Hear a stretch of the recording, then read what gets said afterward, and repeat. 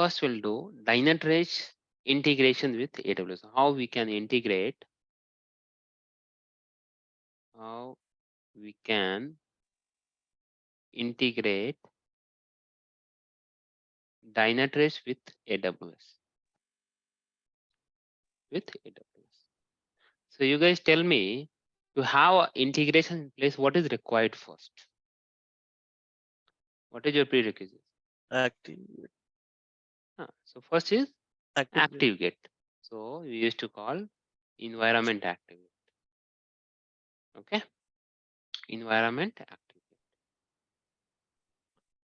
So first you should have an environment ActiveGate with which module? First module, correct? Okay, so let's install. Let's set up one VM. Okay, this is AG1 AWS Linux is required 2 virtual CPU, 4 GB RAM. Okay, key pair we can take DT training, select security group default, putting 30 GB space. Okay.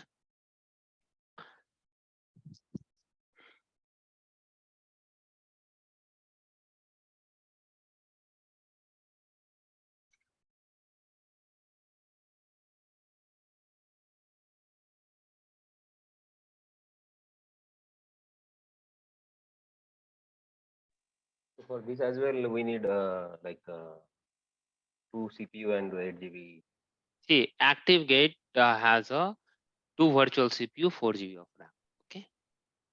Any ActiveGate, either you first module, second module, or third module, is to install ActiveGate is required 2 virtual CPU, 4 GB of RAM. Okay. OneAgent you can install on T2.micro, but ActiveGate is required 2 virtual CPU and 4 GB. So deploy Dynatrace.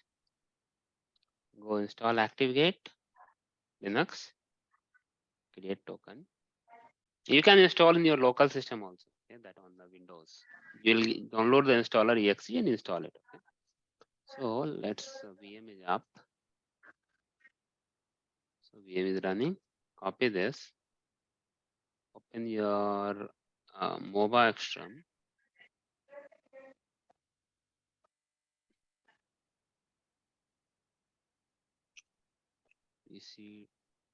EC2-user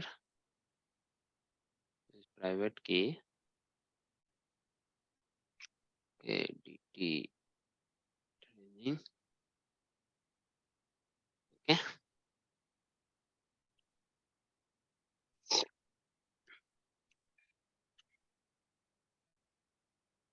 Right. Okay, so now let's install it. So we'll go here. So I'm taking first one, copy this. Okay, paste it. Then copy this. This is done. This is done. Then this is.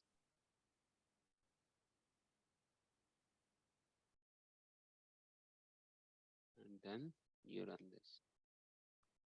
So my ActiveGate is installed. Okay. Now what we need to do is we need to integrate AWS, right? So we'll go Dynatrace AWS integration page. Okay.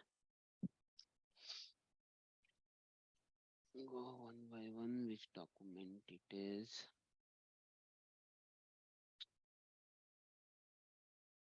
So here our host is on AWS infra. That's why we are doing this integration, right? Yeah. So suppose your cloud you are using when your application reside on Azure, then you should do Azure integration. Your application resides on application or all the cloud, right? That using Google Cloud, then you can use a GCP integration. If they are using VMware, then you can do VMware integration. If they are using Pivotal Cloud Foundry, you can do Pivotal Cloud Foundry integration. So once you have integration in place, right? So anything from the AWS side, if they start any VMs, okay, yeah, then you stop the VM. Yeah, they have terminate any VM.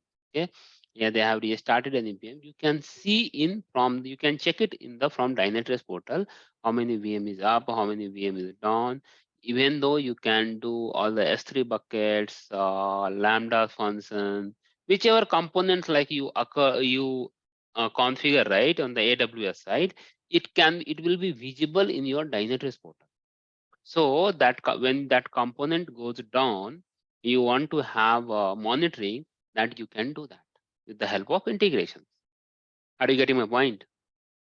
Yeah, Suppose AWS on components the we can see. AWS, so AWS we have 100 of services, right? For all the services, you can't install the Dynatrace OneAgent. Say yes, you Right, know. We right, have a load balancer like application load balancer, network load balancer, classic load balancers. We have RDS, we have Aurora DB, we have S3 bucket, we have Lambda service, we have Kinesis, Imagine Fargate, EKS, Imagine Container Service, EBS Volume. Lot of things we have like these are things very basic, right? On the AWS side. right. Okay, but everywhere you can't put Dynatrace management. For S3 bucket, how you can monitor? Tell me. No, right? You can't do that. You can't install on S3 bucket. You can't install Dynatrace OneAgent, right? So to have that, and you want to monitor their AWS service, then what you need to do is we need to have an integration with that. Okay, so what will happen? You are extending your monitor. Now your capacity is to earn, like once you are getting a job, you are earning some amount of money, XYZ. But you need X plus 3. Then what you will do? You will do left and you will do right, right? You will extend your shift, right? If they allow, you will extend. If not, then you will try to do left, right? Correct. So same way in Dynatrace also. Dynatrace has, once you install the agent, you configure application, they have that metric. Okay. But in order to say that, now you for S3 bucket, yeah, some Lambda service, where you will go? You can't go use another tool, right? So what they suggest is, hey, you do the integration with directly with your cloud. So anything you want to monitor, you can easily easily you can do that through CloudWatch.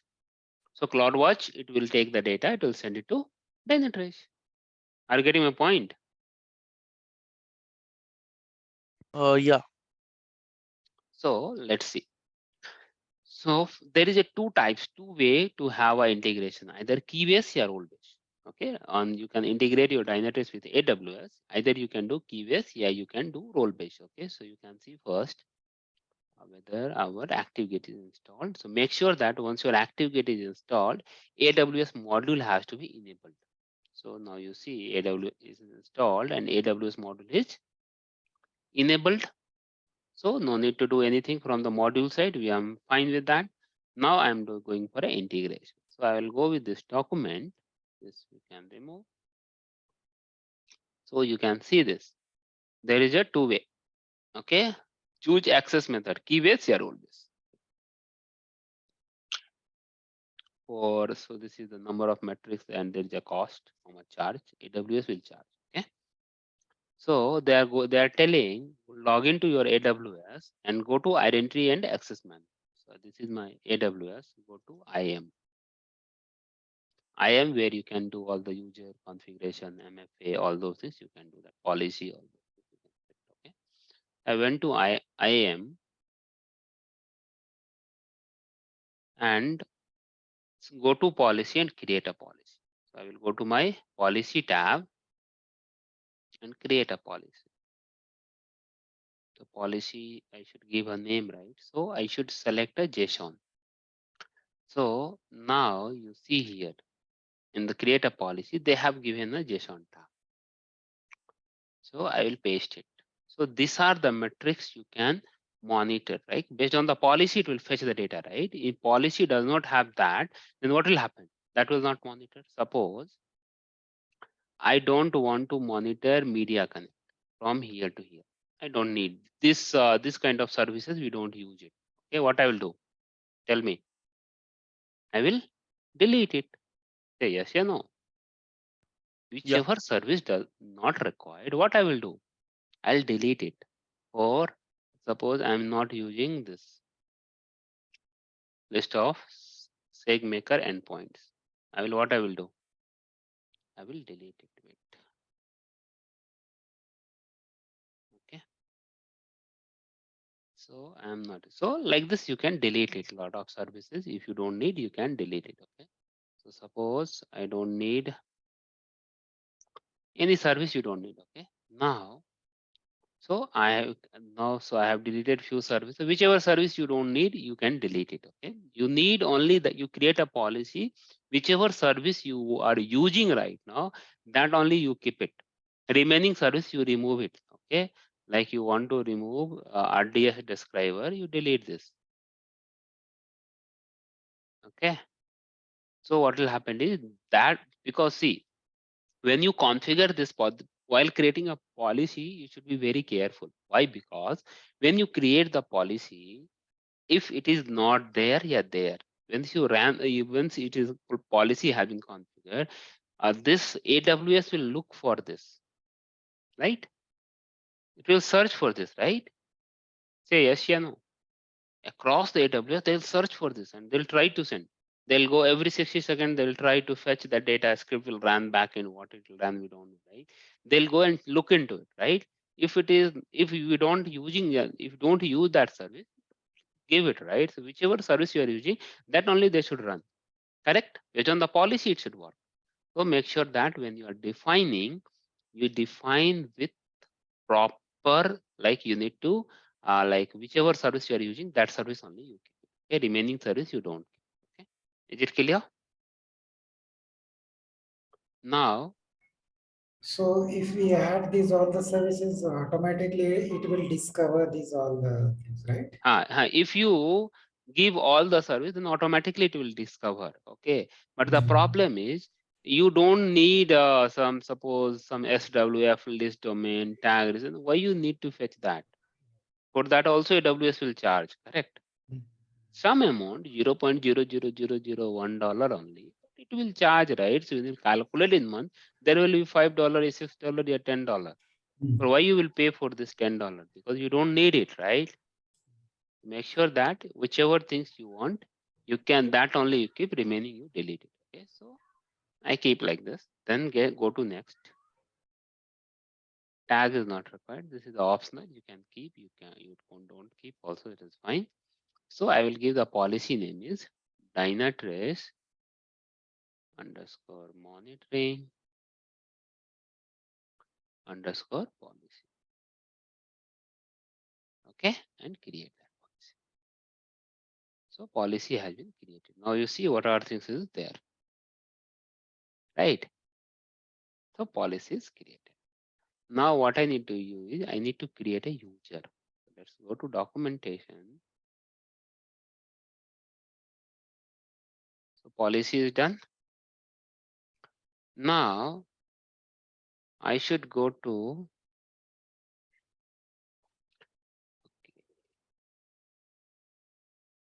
create access method.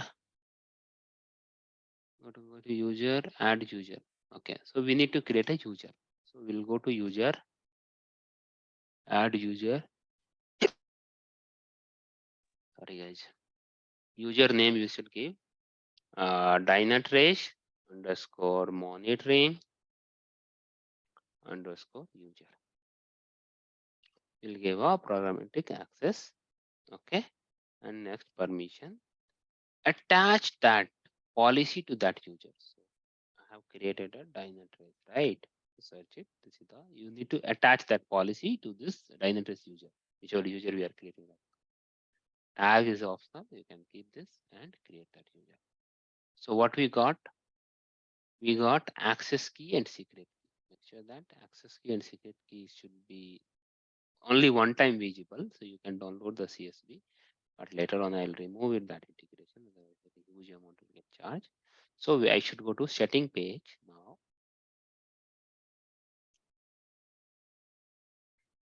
And go to cloud and virtualization, AWS, connect to instance.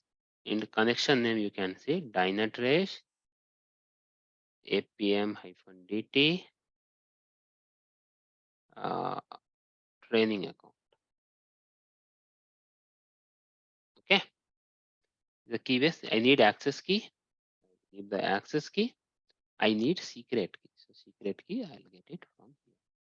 Copy this, go here and give the secret key. Now there is a two types of connection. One is default. You will keep as default if you don't have China and US government project. Okay.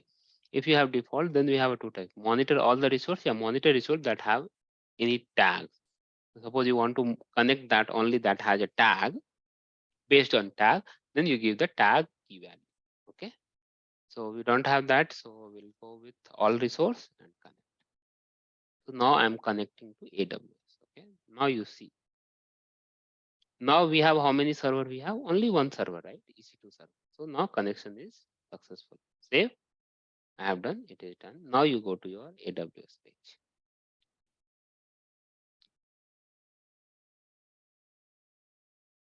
Wait. Data will come. Wait for a few minutes. So now we will get that. We'll get that. Okay. So now you see. If you go your metric tab, where we have metric,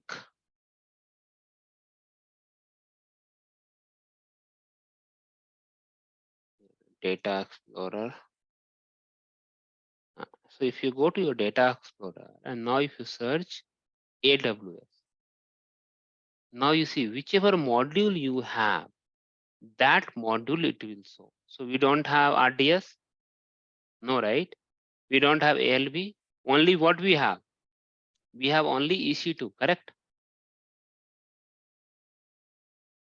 Or still it is not coming, wait. It is integration is not yet coming.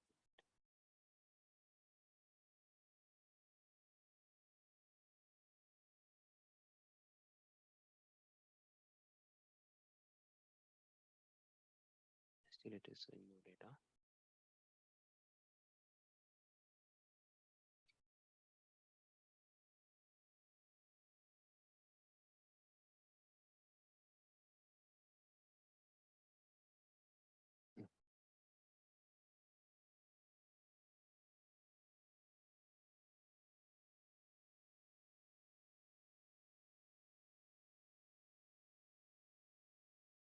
See, now we are getting the data. We are getting which metric now? Tell me, which metric we are getting?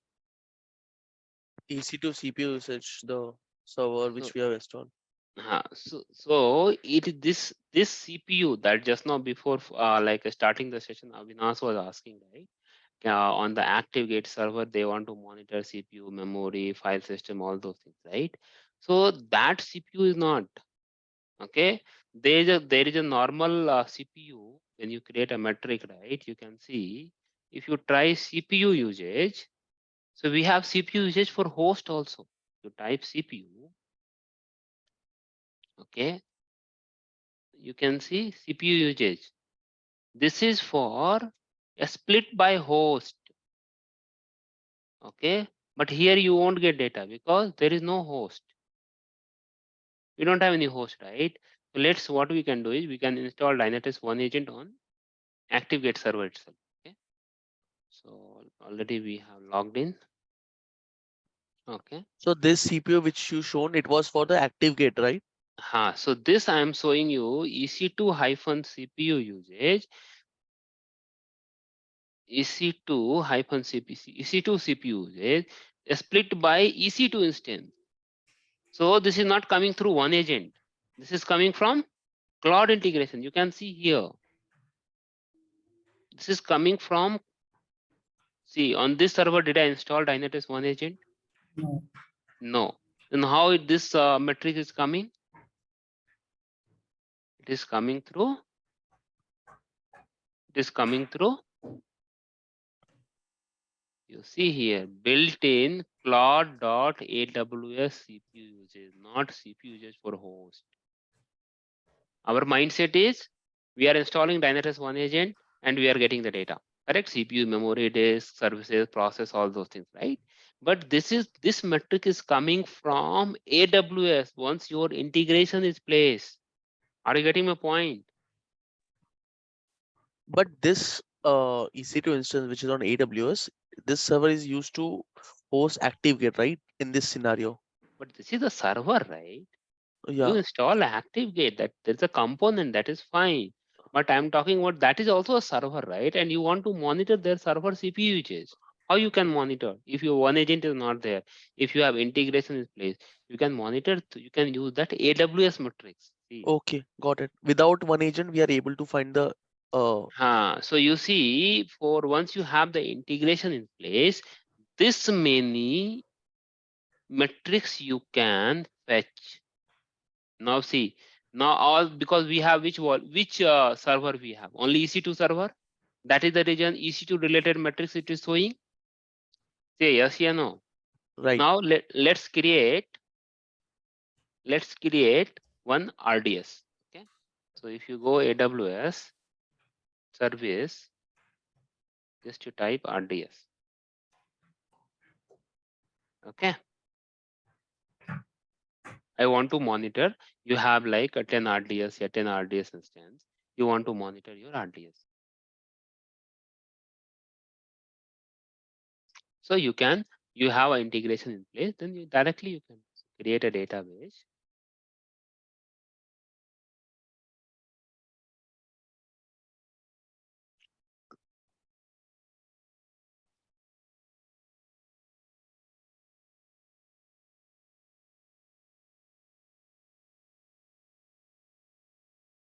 Okay.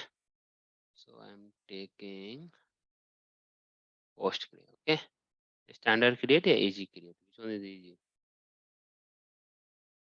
Use recommended best practice, configure some configuration option can be changed after database is created. Okay. AG create. Okay. I'm taking Amazon Aurora as RDS. 2 virtual CPU, 16 GB RAM minimum, right? Okay. Database 1, that DB cluster, username admin, auto generate a password, your own password, view all details, and create a database. Okay, I have created one database. Okay. Now you see, you can see that right now database metric is not visible. If you see RDS is showing the metric has no data for the time frame. Now once you create RDS, it will show RDS metric. So we have a database. It is started creating now. Just wait for a few minutes.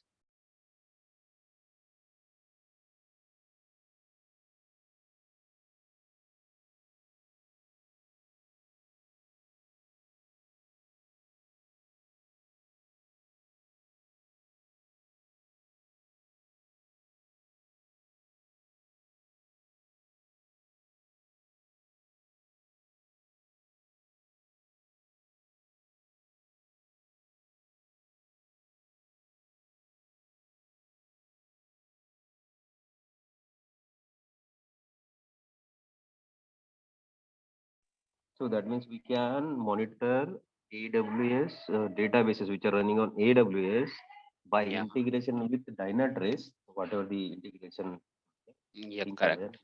Yeah, If we make those things in place, we can monitor from our Dynatrace console, right? correct. So you can Okay. get for RDS, you see for RDS, this means RDS CPU usage, connection, free, memory, network, IOPS, latency, throughput, swap, write. This you can do. Okay. Like this, we have lot of things. Okay. For the storage, all those things you can do. These are RDS metrics. Okay. Same way, there are a lot of metrics. Just to type ALB, you create a application load balance. Okay. You see, if you type this, you see here, you can see that here it is showing here. If you see here, what is showing? Built-in cloud AWS ALB error HTTP 4x here. You see here, right? So it is coming from AWS, not coming from your Dynatrace OneAgent your application. Okay. So whichever that matrix you are using it, based on that service you are using, based on that metric will be visible in your Dynatrace Data Explorer. Okay, and you can create a dashboard. You can create a alerting for. Is it clear? Now you got my point where I'm coming from. Yes. Good. So let's see RDS. It is available now. Database. Wait for a few minutes.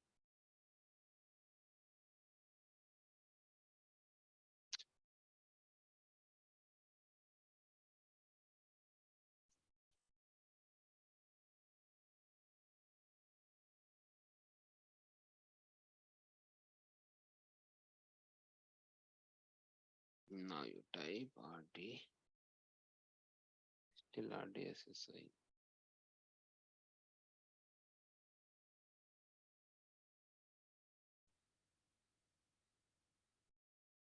Still database not yet visible now. Wait for a few minutes.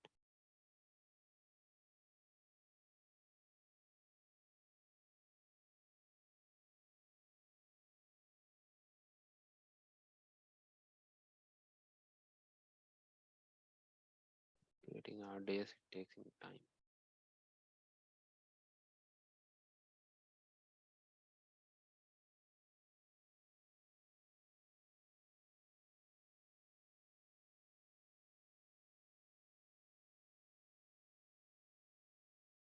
Still it is creating.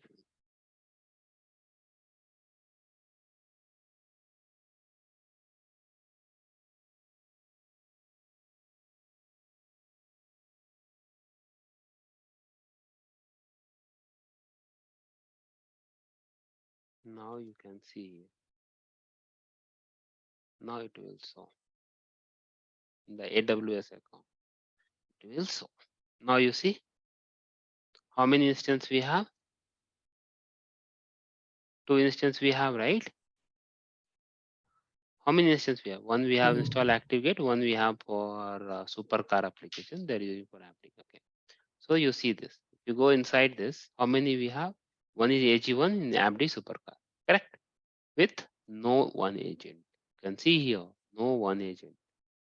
Agent is not there on the server, but you can understand what is the size of the server, when it was stopped, when it got terminated, what is the size of the server, everything you can find. Okay, like virtual machine 2 compared to 7 Jan, it will compare for last 1 week data. You can see it is comparing, right? Compared to Jan 7. And today Jan is Jan 15. So 1 week data, it will compare. Okay, if you go inside this, there is no OneAgent. Yeah, So, one question but here. yeah. So whenever we are adding any new instance in this AWS, then automatically those all the data will fetch Yeah, here, right? automatically it will get fetched. So any new server, yeah, any AWS service, not I'm talking only a server, any AWS server, if you keep on adding, keep on removing, it automatically reflect on your AWS account if you have an integration in place, okay, for that account, okay. So now RDS is also, oh my God, still it is taking.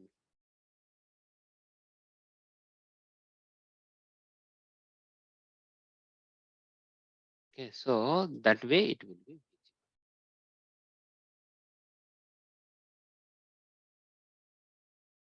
It is not coming. Okay, fine. So it is clear now. This part is let them up. Then we'll see. Okay, is it clear, guys? This part, that integration Dynatrace with AWS is very simple. Yeah. Not that much difficult. Just remember that you need to create one policy, and we need to create one user. That's it. Once you create that, you'll get access key and secret key. You go and insert it. Okay, that's it. Nothing much. While creating a policy, in your organization way, take a help from Cloud team if you are not aware much, because which service you wanted to monitor, right? Sometimes they don't want to monitor all the service. Sometimes you'll get a requirement, I want to monitor only this service from the AWS. So that team, they will pay for that only, that service only, not other service. So while I while adding that service, you whatever requirement you get, that service only. So later on you got one more ticket, like I want to add this service also. And what you do is, in that policy you edit and go add one more service, one more service. Keep on adding, keep on removing on the policy. Okay. So one query here. Hmm. Like we created an active right for this cloud integration, then we are Hmm. able to integrate. So eventually we had three EC2 instances. One is easy travel, one is that car supercar, and third is the activate, right? Hmm. So there it was only showing two EC2, like by default it also show No, the no, no, activate incidents. no, no. Actually, I destroyed that VM. Okay. So I destroyed it. So you see here, right now we have only two VMs. One is Okay, ActiveGate and one is Supercar. okay, No, okay, no other VM. got it, No got other. it, then my query got it. Yeah, You got it right. yeah, So that VM only we have. So based on that data, it is showing only two accounts. No S3 bucket. So there is no S3 bucket. Once you create S3 bucket, it will. So when you create a RDS, now I have created RDS, right? So once RDS is up, it will get visible 0 to 1 here. Then where DynaDB, then EBS, we have a 2 EBS volume. Because this disk will work, this it will work as a volume wise. Okay, so in the AWS, the concept of volume, so it will show as a volume. You can see RAM does not like RAM you can't monitor. Okay, so that we have that. So this much information, little suffice your external monitor. If you install Dynatrace OneAgent, then it will be more visible. Correct. So you can understand that server, all those things from your IP and all everything from your AWS portal itself. No need to go to login Dynatrace portal itself. No need to go to login to AWS portal because everyone does not have AWS account access, right? And if you are monitoring side, you should not have you will not have a account access. It will create a problem. Okay, so once you have integration in place, some of the service you can easily monitor through that. Is it clear? yeah, Okay. Now let's talk about now we have ActiveGate, right? So let's talk about, let's install Dynatrace OneAgent on ActiveGate server itself. Okay. We have installed, this is my ActiveGate server, correct? Gateway installation successful. Okay. Now let's install Dynatrace OneAgent on ActiveGate server and how we can configure host group and metadata. Yesterday we talked about, right, that host group and metadata, remember? What? yeah, So what is host group? Host group is nothing but set of host, set of application hosts. You put it in one group. Okay. Suppose BPI is application. Okay. And it is running on 20 host. Okay. Total host is 20 server. It's running on 20 servers. Okay. In that we have 15 Linux server and 5 we have Windows server. Okay. So I'll create a two group. One is BPI host group, one for Linux, one for Windows. Okay. So I'll create a host group like BPI hyphen Linux and one I'll create BPI hyphen Windows. Yeah, you can create BPI either Linux or host. But for Linux have a different this and Windows have a different. That is the reason we used to create a two host group. Same family, right? Linux has the same family. So we create one. So you create a host group. Any changes you want to do host, you can go for the host group setting. So once you do the changes on the host group setting, then under this host, if we have a 15 server, yeah, 50 server, all the changes will done for all the host. Okay. So that is concept of host group setting. Okay. Metadata. What is metadata? So metadata means like suppose you have one server, okay, you are application owner and you are the main head for this, okay, and this you are responsible if this service has any issue, okay. So what I will do is I'll add your information to that server. Under this server, I will add your information. Hey, for this server, account owner is Abhishek. His email ID is XYZ.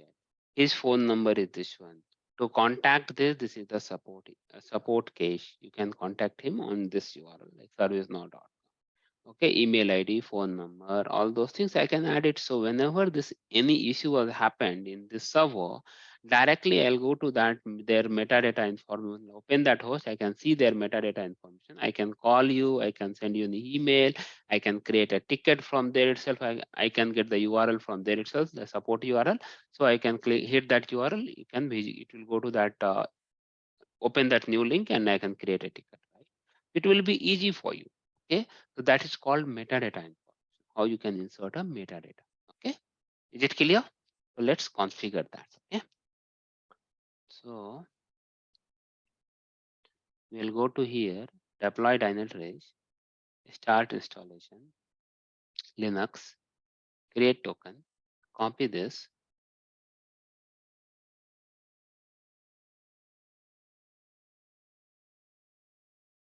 and copy this.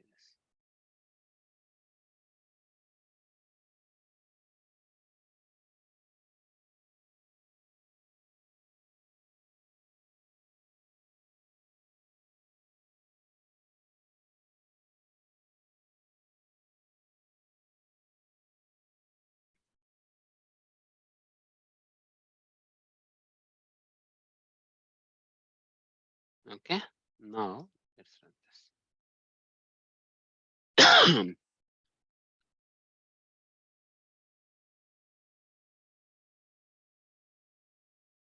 Nagalakshmi, she has joined.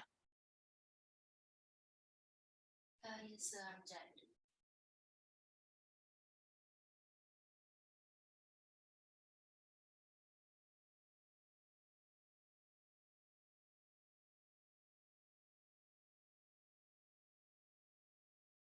Here, anyone is interested for training? Want to provide any training if you have any good exposure of any tools? I'll give you the platform with candidates. No Tableau, Power BI. Anyone?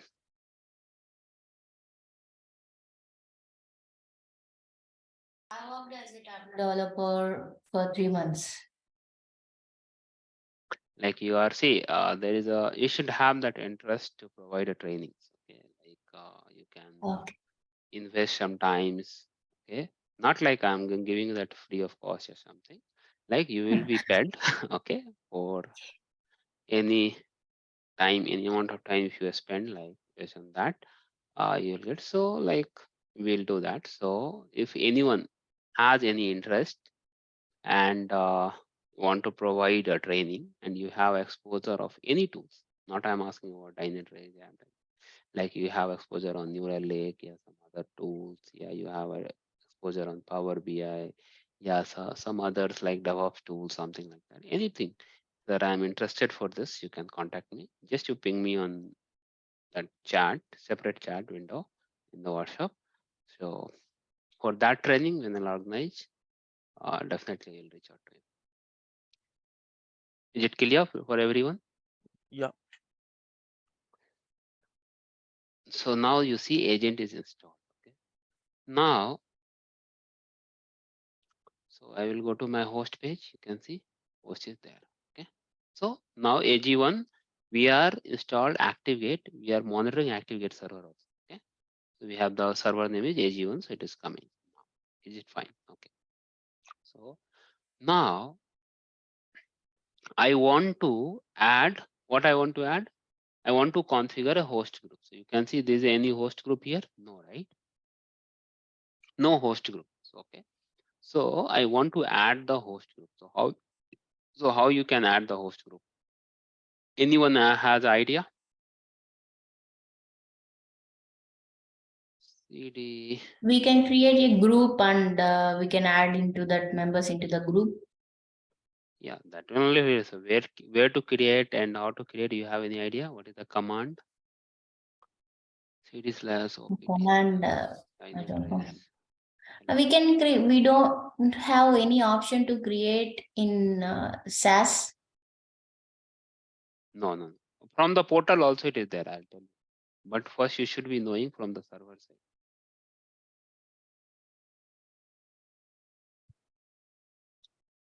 In database, we can create database like create a group name. Okay. So the command is OneAgent CTL. Okay. So you take this path Okay, this is your path. Okay. And under the tools directory, there is a command, there is a name is called OneAgent CTL. OneAgent CTL. So with the help of one, when you ask for anybody ask for interview, how you can create a host group, you can say that with the help of OneAgent CTL. Okay, with the help of OneAgent CTL, we can create a host group. So just will open that document. Dynatrace host group. Okay.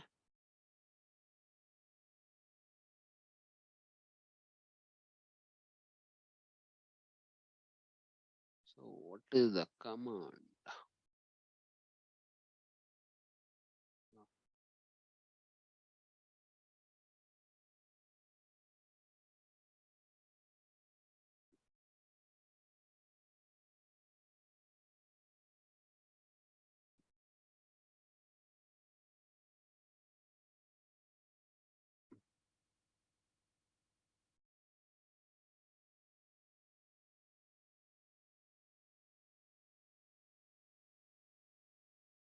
Metadata.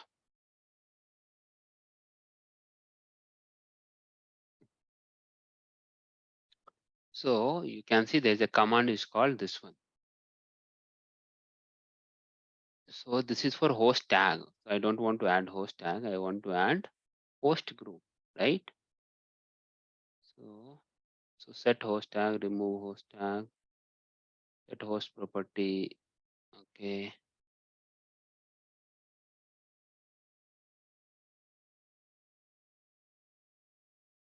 Okay. Let's type like this. Okay. So you need to run like this. /, OneAgent CTL. Okay. Space. Then hyphen set hyphen host hyphen group equal to BPI. Okay. Enter. What is telling?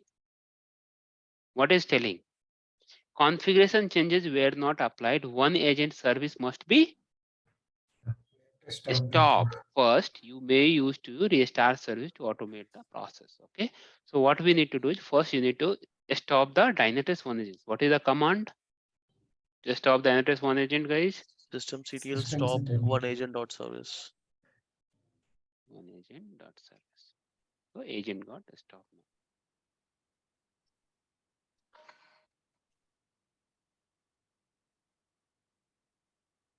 Okay, so now if you check the status, it is stopped now.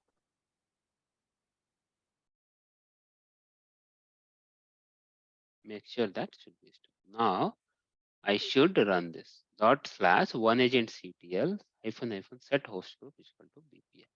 What is telling? Host group changed to BPI. So whichever host you want to install, you can add into the same host group. So what will happen is it will create just like a thing as a layman WhatsApp group. Okay. So any changes you want to do in the any message you want to send, any changes you want to do group level, you can for everyone it will be impacted, right? So same way you can do that. Okay. So now it is changed to host groups. Okay. So now what I need to do, start the agent, right? To reflect it. ART start the agent. Okay. So if you want to check the status, you can see it is running now. Okay. So now let me go to Dynatrace portal and check our host has a, now if you see filter by host group, still not yet reflected. Just wait for a minute.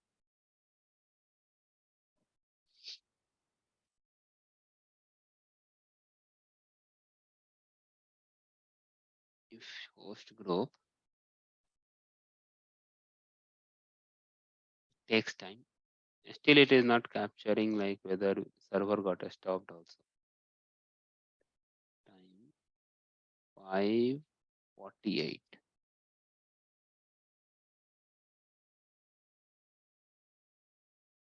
So save.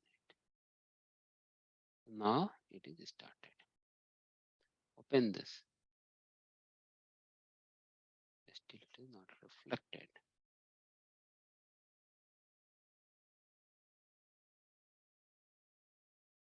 You see, what is that? Host group name is BPI. If you click on this, what is where you are going? You see that you are going host group setting. Host group name is BPI, that setting, not host setting. Are you getting my point? Guys, are you getting my point or not?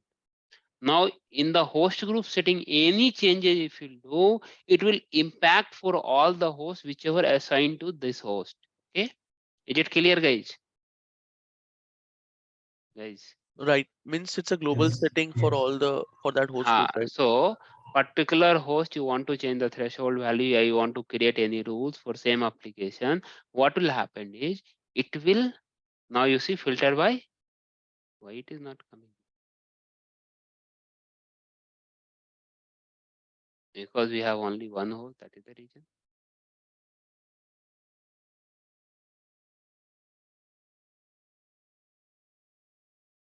It will little take time. Okay, see BPI came. So when you filter this, all the hosts under this host group, it will be visible. So how you can assign? There is a two way. One, you learn from server, right? Sometimes you forget to install Dynatrace. While installing Dynatrace, you forget to add a host group. Like suppose sometimes you have automated that OneAgent installation. Like when they have created a policy in such a way that whenever this server will get spun up, automatically OneAgent will get installed. Okay, and they have not added the host group in their YAML file. Okay, when they are deploying the Dynatrace. So you need to do it manually. Okay? So manually you learned it, right? Sometimes you also forget, right? What host group I should keep it? It should be under which, all those things. So you forget, right? So you install Dynatrace. Okay, you did it. But later on, if you want to add, you can add the way we did. Okay, first way, yeah, while installing Dynatrace OneAgent, you can do that. That is very simple. That is the reason I thought first I'll teach you that advanced part, then you can learn easily. So now you see a start installation, Linux, create token. Okay, now you see set host group. You want to define existing host group, you want to keep, add existing. If you don't want to keep existing one, you want to create a new one like Easy Travel, you type Easy Travel, that's it. This is a new host group. Are you getting my point? Yeah. Custom hostname you want to define, don't customize the hostname because hostname will be always defined. Okay, but sometimes if you think like we need to customize, you can customize, otherwise we don't give tag and all, we used to give later on also. Yeah, you can keep it here also, like what kind of application it is, something, but tag should be proper. So that is the reason we don't recommend to anyone to add a tag while installing Dynatrace OneAgent. After installation of OneAgent, you see what kind of data it is there, all those things, and then based on that your mindset, you put a tag. Okay, but a host group you can define here. Is it clear, guys? While installing Dynatrace OneAgent, you can select that host group. Okay, like if it is existing one, then you take existing one. If you want to create a new host group, then you give that host group. Okay, a host group will be visible on where? When you open the host page, you can see host group will be visible on this here. Okay, so host setting also you can go from here only. They don't have any host group setting here. Okay, you need to go to that particular host and select that. Yeah, you go to host and filter by host API, and then so go to any host you go, and then you go host group setting. Okay, is it clear now? Host group part is clear. Then we'll go for a metadata. That means under this host group, we can assign Many host, like many hosts. Like, yeah. So and if suppose we make changes for the host group, that will reflect on all the hosts which are host. under the same group. Yeah, that's what. So what changes like usually do any engineer? Like as a engineering, we used to do threshold changes. Okay, like threshold changes, CPU, memory, disk. These are threshold changes you want to do. that changes you want to keep, you can do that. So if you want a host group setting, okay, then you can create anomaly detection for service, database, infrastructure. This one, basically, you can do OneAgent update on the host group level. What will happen? It will update all the, you can inherit from global, yeah, no automatic updates. Yeah, you want to keep that automatic update. Like suppose I am belongs to BP application team. He said, hey, my OneAgent should be upgraded. We have planned for upgrade. Or what you need to do? Under the host group, I can do it. I can enable that, right? So whichever under this BP application, it will get added. Need to create any other thing. Correct. And while creating a maintenance window also, it will help me to create a maintenance window for host group level. Are you getting my point? Yeah. Okay. Like Process instead of availability. So you want to monitor your process availability, something like that, and you want to do something, you can do that. Add monitoring rules, you can for process, right? It will be applicable for all the host. Okay.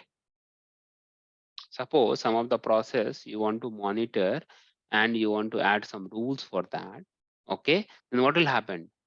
You go and every host you need to go, right? Suppose we have a 20 host, then you need to create a AI based on the tag you need to.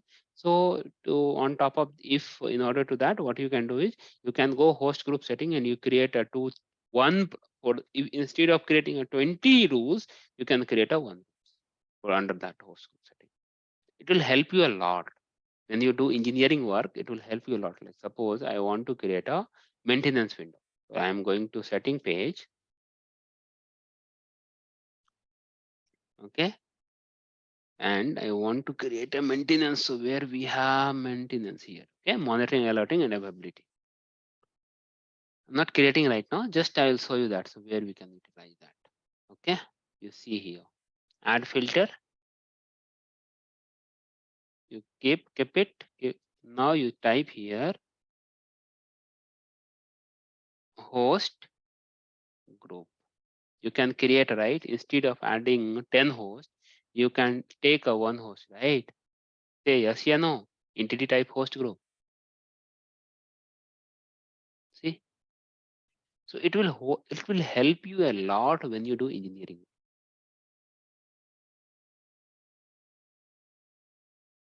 Now you want to create a custom alerts. Okay. That also will help you. See? Anomaly detection, you want to go where we have anomaly detection. Okay. I'm going metric event.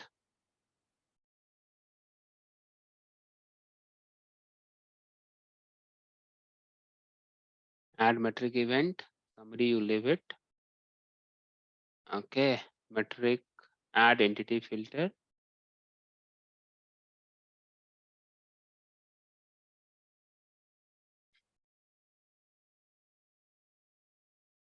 Add dimension filter. Here you can give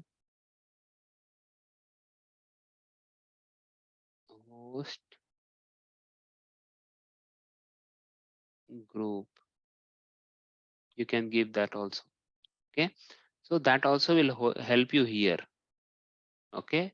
So it will help you a lot while creating your anything. Okay. Is it clear? Here also it will help you.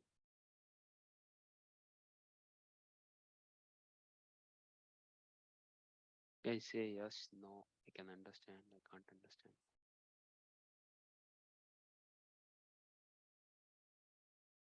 While filtering your data on the host level also, for suppose I want to see the data for BP application, that host, a screenshot I want to send. What I will do? One host in this page, another host is in 6th page. How you can bring it to one page? You take the screenshot. Filter with host group, right? API. So all the hosts will be visible here. Whichever comes to API, you take the screenshot, send it. Is it clear, guys? Yeah. Yes, yes. Let's move to metadata.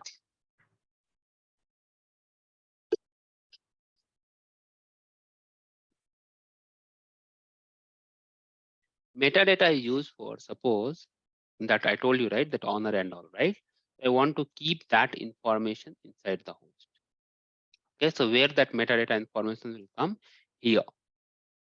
Here there will be a custom information, account owner of Sheikh, email ID XYZ, something like that. Okay, so let's see how you can add it.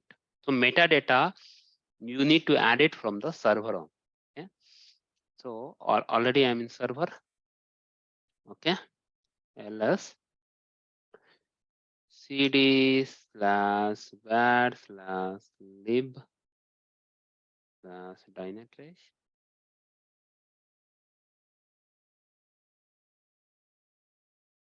ls cd OneAgent ls cd agent ls cd config ls.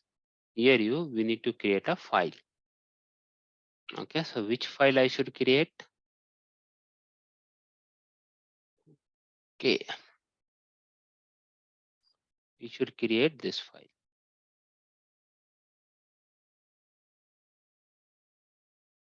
Okay, vi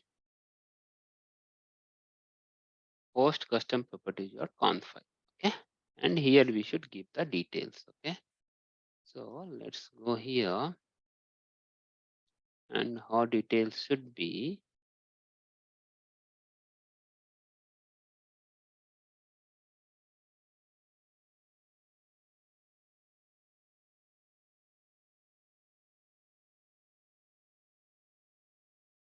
Just will type first name, will type NAME, name equal to APM-DT.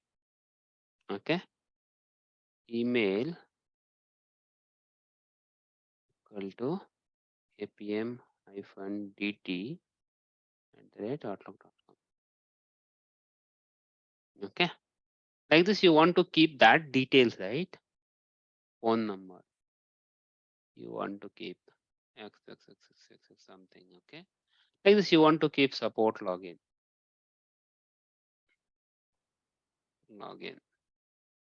account owner, account owner, APM-DT, then support login equal to https://www.google.com. Okay, so what will happen is whenever that P1 will get occurred, right? For NOC team, don't think from your perspective. This part, you should think from L1 perspective. Those people are working for L1 team. Think like they are getting a N number of ticket, right? And they need to go to support page, they need to log in, they need to create a P1, they need to call to immediately, they need to open the bridge. Lot of things you need to do that, right? Anybody has worked on L1 team? First priority of contact. Yes, I Yeah, I also You remember those day on for when P1 was open, like P1 ticket came, how people are doing it? Like you don't have time, right? Within a ticket, within a time you should create an incident. You need to outage assign to proper notification. team. You Yeah. need to open a bridge. You need to call to respective persons, right? You need to do left, right, lot of things, right? Remember those days. So what we'll do is, what Dynatrace suggested is you create that as every host metadata information. So what will happen is now, like whichever things, right? Like you are calling to that person, right? To who is the owner of this, right? You have that one Excel sheet, right? For this team, Unix team, this one you should call, correct? This URL we should create a ticket. We used to noting down, right? All those things we have noted on, we have that. So, and this is the phone number, this is the name, you should send an email, all those things you need to do that, right? So what they used to do is they support you add that metadata. So no need to do left, right, check that URL. Somebody does not have URL, they'll ping to another colleague, hey, give me that URL, I need to create a P1 ticket, all those things. So better you add metadata information on that host itself. So anything goes down, they can open that and they can do that. Okay, you think from them for L1 perspective, not your perspective. Okay, cape colon WQ explanation. To reflect it, what I need to do? systemctl stop Restart. OneAgent dot service.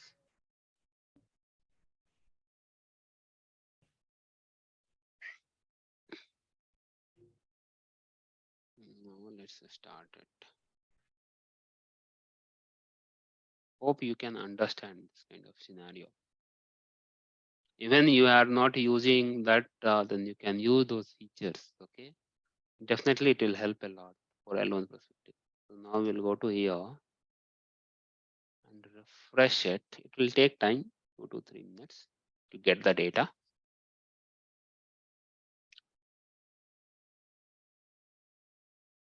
Okay.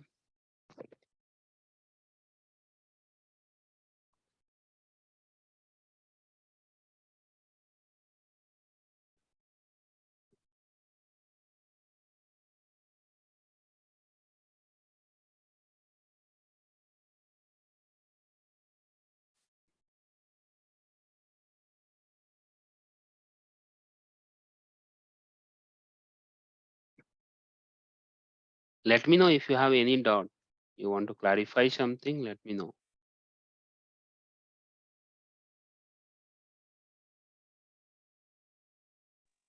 That data where we can see on the console. Yeah, that only I'm refreshing that. So whichever host you did that, right? Same host, it will show here. It will show metadata and then it will show that information. Just wait for a few minutes. The data not yet came reflected. Still, it is not taking that we have restarted the agent also. Dynatrace is slow or what?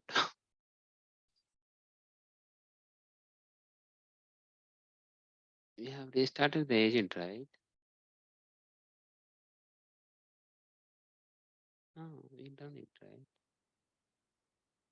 Stop.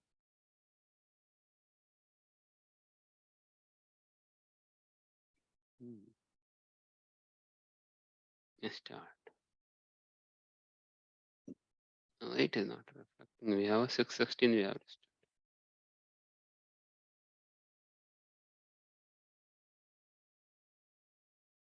you see. Okay. We have not entered in proper way.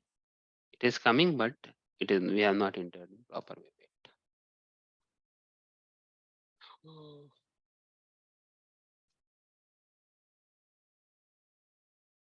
Insert. Or should be? Let's check. Let's insert one line. Okay, then we can understand, right? Hyphen set hyphen name equal to APM-DT. Okay, like this. Let's see. Wait.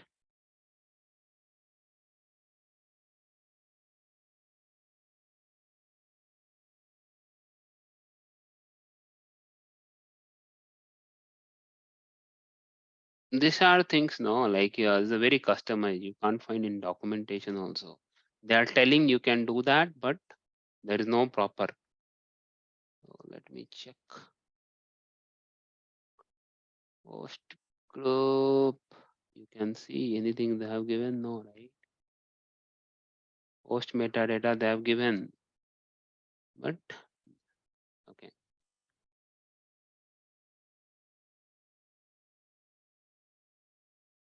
Okay. Like this we should give.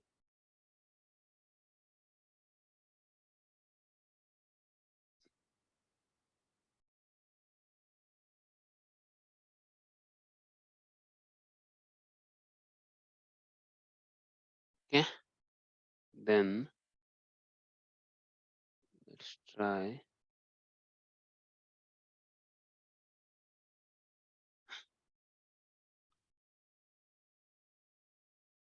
Okay. Now escape colon WQ exclamation mark. Save it. Now stop and start.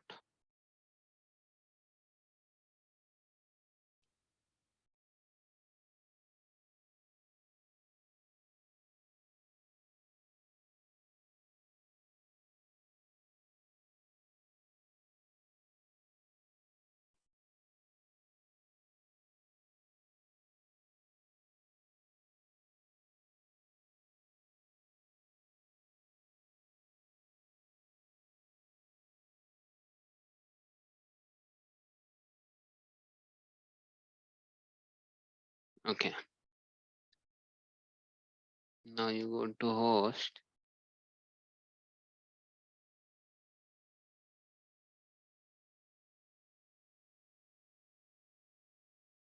It is showing older one.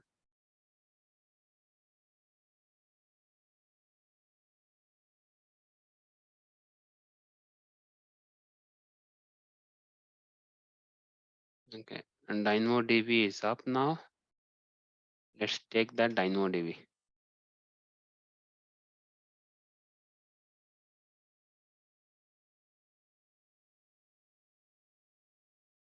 See, RDS CPU just came. Guys, we have Yeah, created yes. RDS, right? So now all the RDS metrics is visible. Yeah. Same way, whichever service you will create, right, on the AWS, that matrix will be visible. Okay, so relational database are on the, see, we are getting that, right? So like this, you need to do that. Okay, so once you have an integration in place. Okay, now we'll see AG1. Metadata came for that.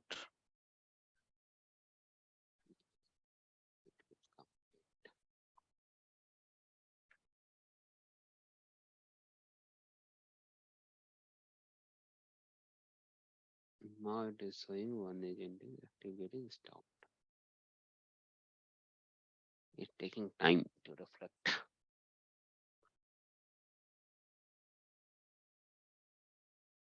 See, now it is coming now. App name, EG travel and environment dev. Okay, so this is the correct way, right? Guys, Yeah, Yes. this is the Yes. correct way, right? So the way we need to keep like, what is the way? Could you typing in the chat? You want to noting down? This is the way. So you want to add your account, all those things, something, then you should add something like this, hyphen, set hyphen host hyphen property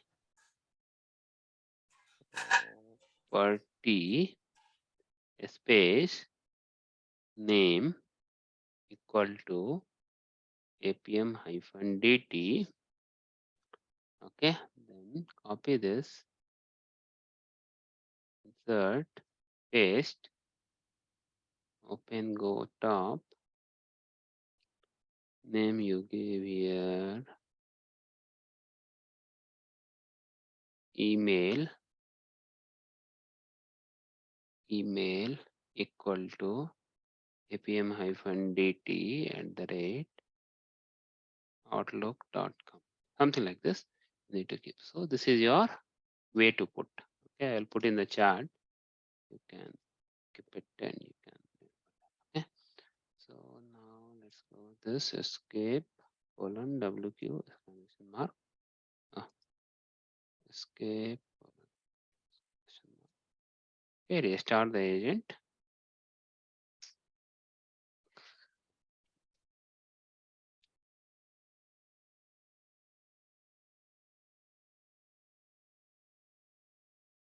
Start the agent. Okay, it will be visible. Times.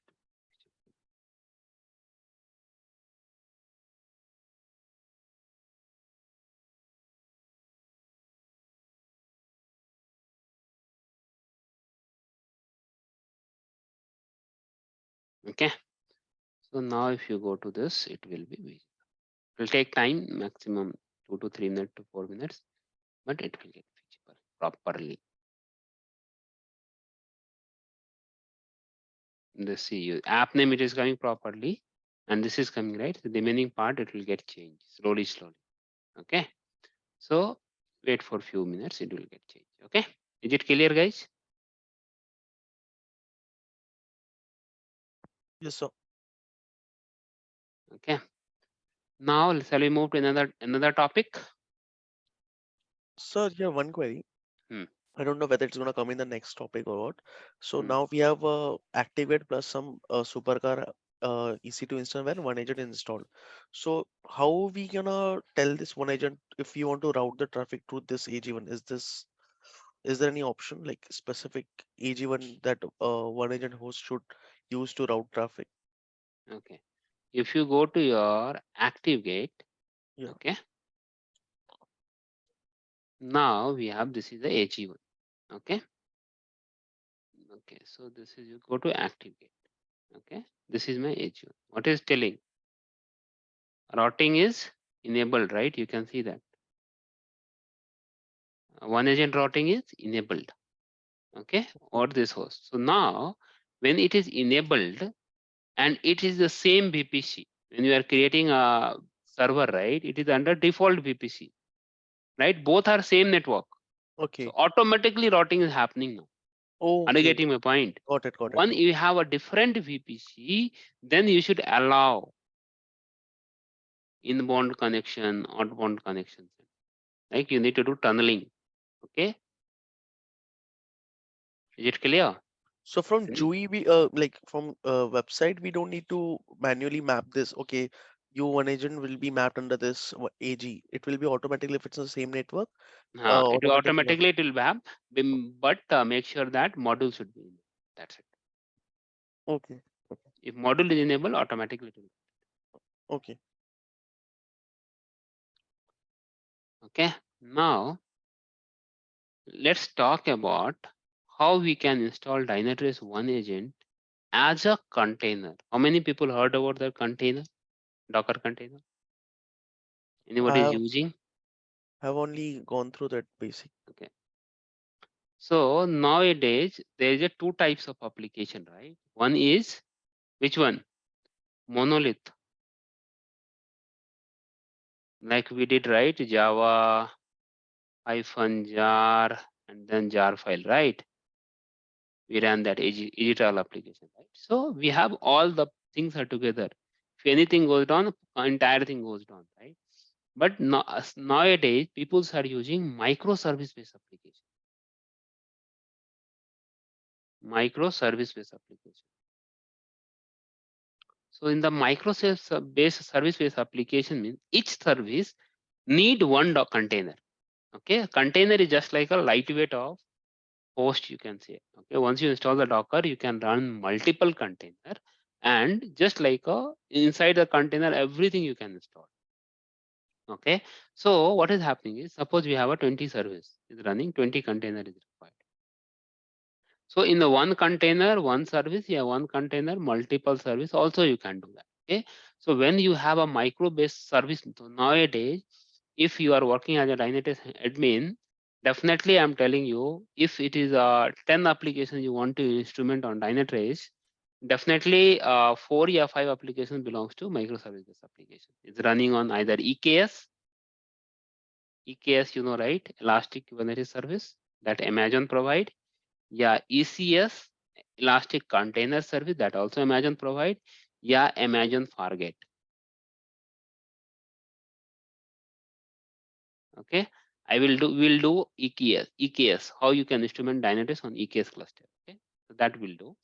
Okay, and we'll do Dynatrace container. Okay, Amazon Fargate. Yeah, in the microservices, if it is on AWS, they used to do AKS, Azure Kubernetes Service. If it is a Google, GKE, right? If VMware, then I think Tanju Cloud. Not sure. Okay, so like this, we have microservice application deployed somewhere on this EK platform. Yeah, anyone have one OCP? OpenShift cluster platform? Anyone heard about this? Guys, why you guys are silent? In OCP stand for OpenShift cluster platform. No. Okay. See, what is happening is in the monitoring side, you don't know, yeah, you know. Okay. At least you should aware of the terms. Because what is your role is observability, right? Your role will be observability engineer, correct? Means as a means that you are monitoring engineer. And observability should be everywhere now, right?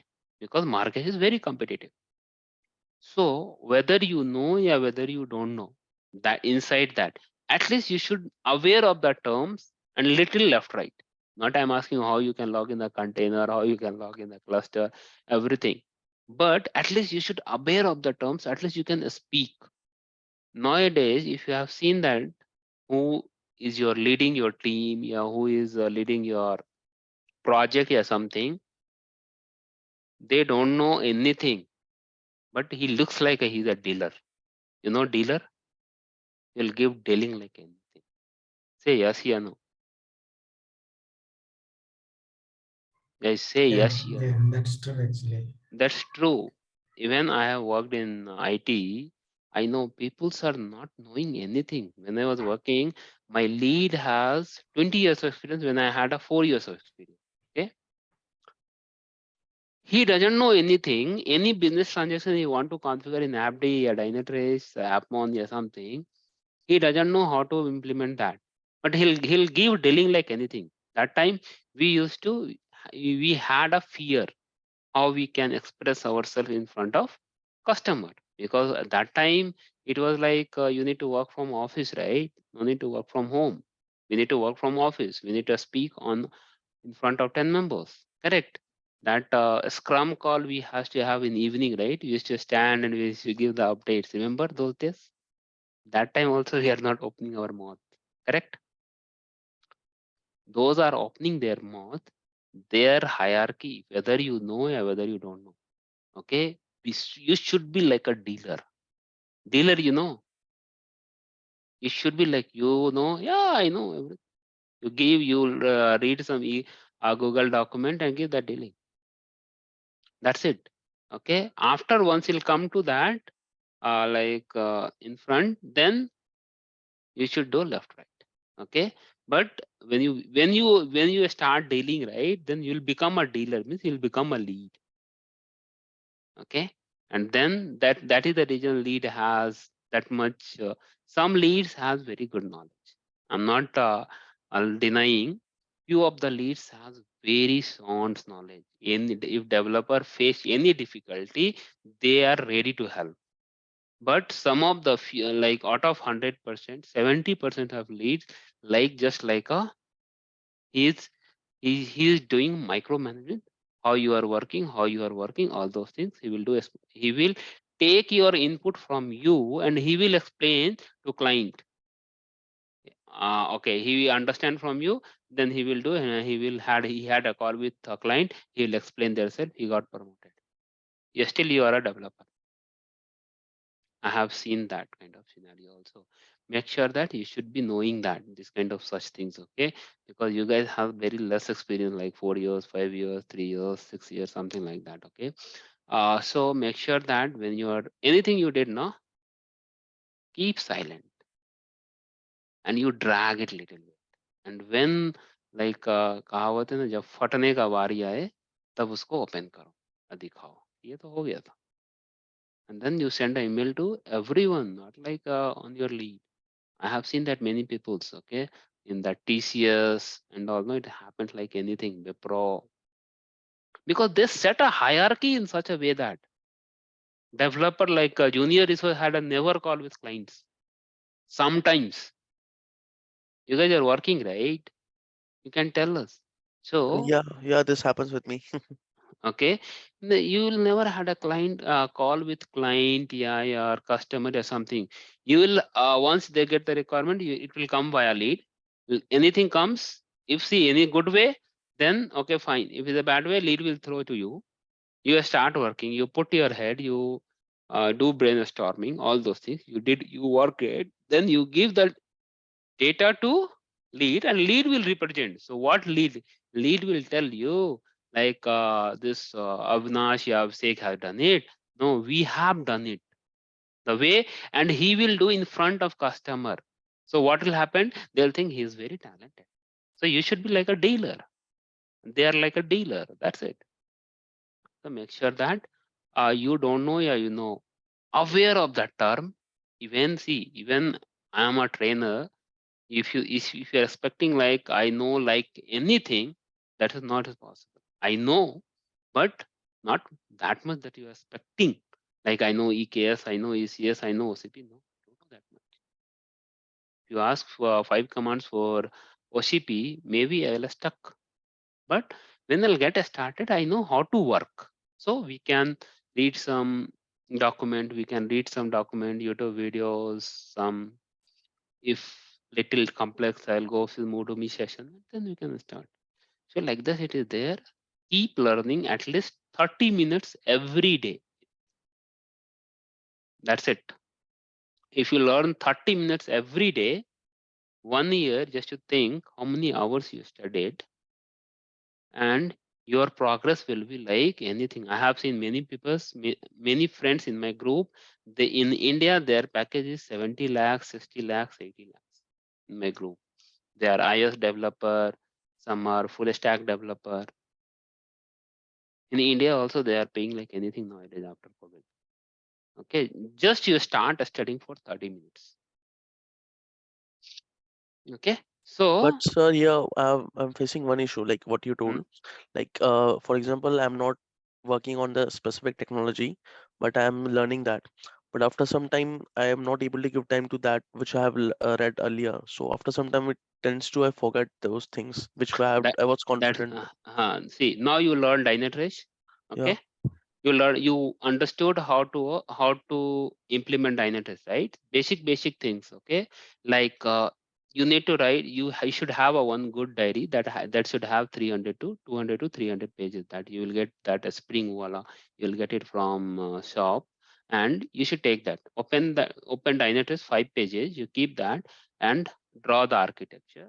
A small thing, don't write definition, don't write something. Okay, just we talk about host tag. So host tag, why it is required, you understood that. Okay, you give that command. Okay, one agent serial command, this is the way, this is the path. Okay, that's it. Okay, then you went to one agent, why one agent is required, you know that, right? No, that this part you can't forget. Okay, then same way, application, how to create, don't create a PPT, or don't create any document, just small things you write it.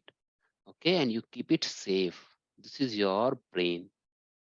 Okay, slowly, because you can't remember everything. If you are not working, no, you after 10 days, 1 month, 2 months, you will forget. Okay, so you keep that stored. So when I'll open that 5 pages, at least 40% I can remember. 40 to 50 to 60% something. If you are thinking it is a very complicated, a very thing, then you write it. Okay, that way if you do it now, what will happen is, I will not tell you what is definition, what is that. Don't do that. Nobody will remember the definition. And try to correlate everything in your mother tongue. Okay, you can remember a lot. Okay, there is a way. Okay, slowly, if you do that, no, and you do daily 30 minutes of this kind of, after 6 months, you can see your progress, your knowledge, and then you try in your market. Ask money like anything, they'll pay like anything. yes, sir.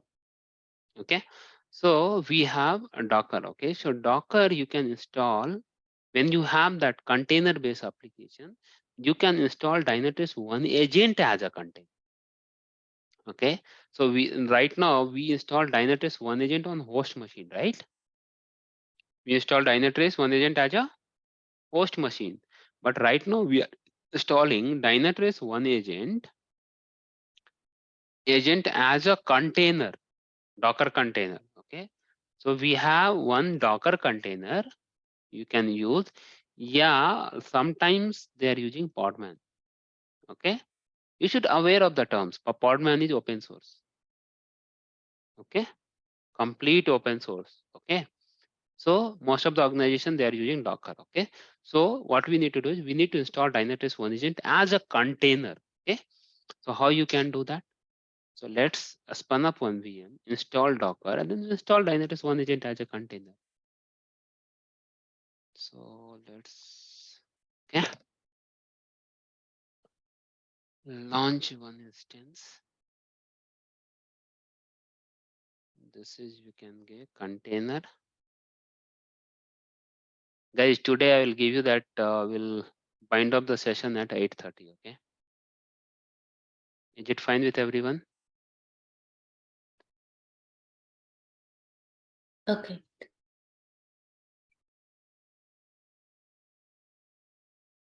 DT training.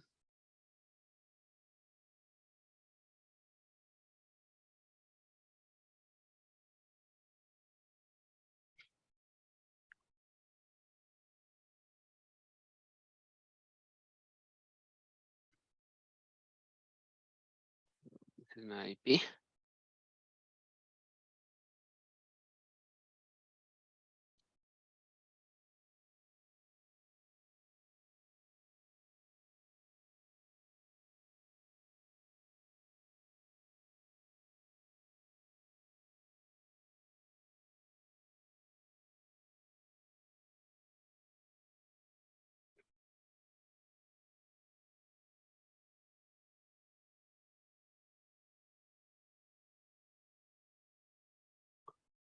What is the command to change the host name? Suppose I want to define the host name. What is the command? Anyone? Hostname CTL hyphen Correct. hostname Host CTL name CTL hyphen set hyphen host name, right? Set hyphen yes. host equal to, like suppose I am giving BPI. Like this is right? No. Set hyphen host. Host name CTL. Host name CTL hyphen set hyphen host name, right? Host name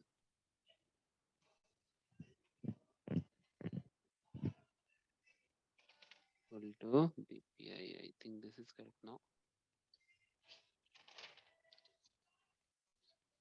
BPI. Now if you do sudo space like this, they will ask you in the interview. Now you see we are logging in a BPI. So if you do host name -f means fully qualified name. What is the name? BPI. Okay. So like this, they'll ask you like when you go for interview. No, sometimes they are working something. Hey, what is the command to change the host name? Is the command for this one like this? They'll ask. Okay. So I'll change. So that's all. Okay. No issue. Okay. Now let's install Docker. So by default to have a Docker, so you install yum install Docker. Yes. So Docker is getting installed.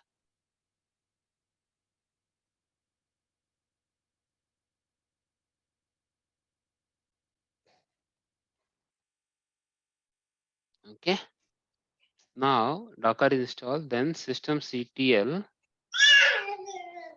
enable Docker. Okay. Then systemctl start Docker. Now you check the status.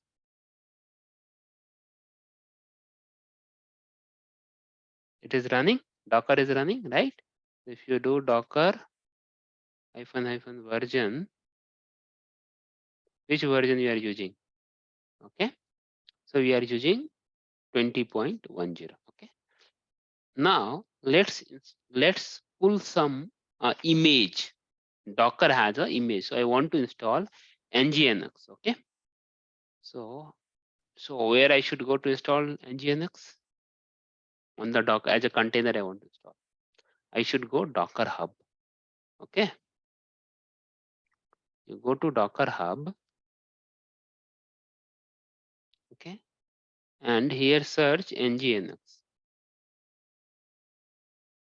I want to install nginx. So Docker pull nginx. Okay. We have pulled that nginx. Okay, if you do Docker images, so we'll get the image.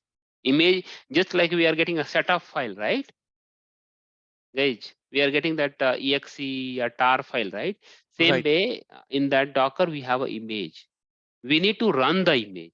Okay, so now we have an image name is nginx. We need to run the image. Okay, so Docker run -d we are running as a background detach mode we used to call. Okay, either you give nginx, yeah, you give image id, anything you can give. So I'm giving image id. Okay, so now you do Docker ps. You can see container got created. Now you see, you try this. It is running on port 8080, right? So you see this. This is the server, right? I think some setup also we need to do, right? It's 8080. It will so welcome to nginx or something if it is running on 8080.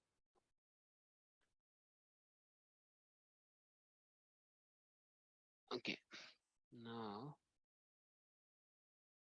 okay, so this is the command. We need to start the nginx, right? This is the command. Some you pull that image. Okay, so now I want to stop the container. Wait. So Docker stop and container ID you can give. So what will happen? Container got stopped.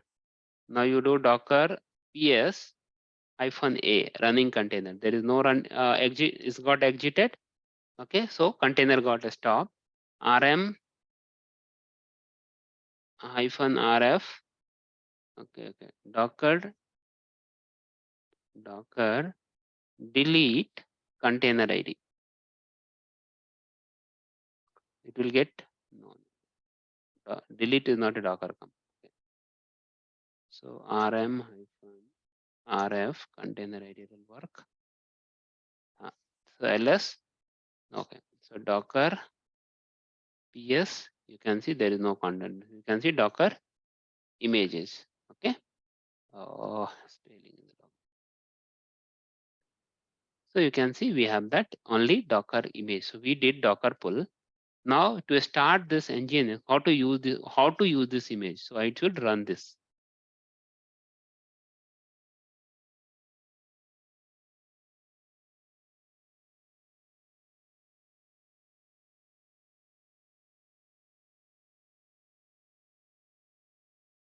Now you do Docker ps. You can see it's running. It is running on 80. So then alternatively, a simple Docker file can be used to generate impact. Okay. Then exposing the external port. Okay. This is alternatively Docker content nginx. Now we are exposing. So we need to expose that 8080 port. So we are exposing. Okay. What is telling? Error response from daemon pull denied. Some content nginx. Okay, that also we need to do. Okay. So we'll do.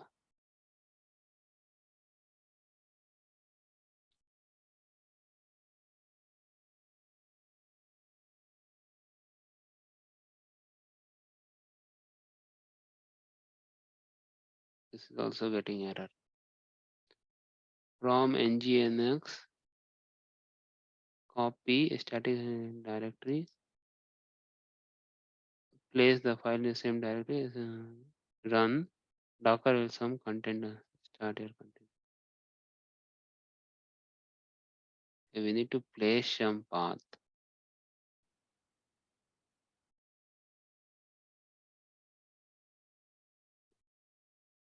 Docker build path URL build from the Docker image. No, this is also not running.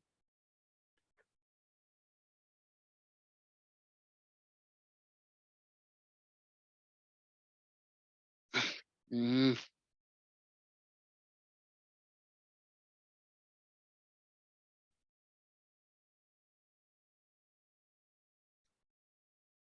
There's a different way they have given that. Okay, leave it. So we are not spending much time on to install that. There is a way you can read this and you can run it. You need to do some configuration file. We need to do it here. Okay, nginx configuration file. So it should be somewhere. So now let's install Dynatrace OneAgent as a container. Okay, so we have one image, right? So the same way you can do a lot of image you can pull. So Docker pull HTTPD. Okay. So when you do Docker PS, Docker images. So we have how many images now? 2 images, right? Okay. So we have 2 images. If you do Docker PS means how many container are running? 1. So second want to start Docker run -d and you type HTTPD. HTTPD. Okay. So this is also doing started. So container is running. So Docker PS, we have a 2 containers. Okay. Now let's install Dynatrace OneAgent as Captain, and this should be show in the Dynatrace as a container. Okay, so let's go to your Dynatrace here. Go to your hub. Okay, this hub, Docker hub, and type OneAgent.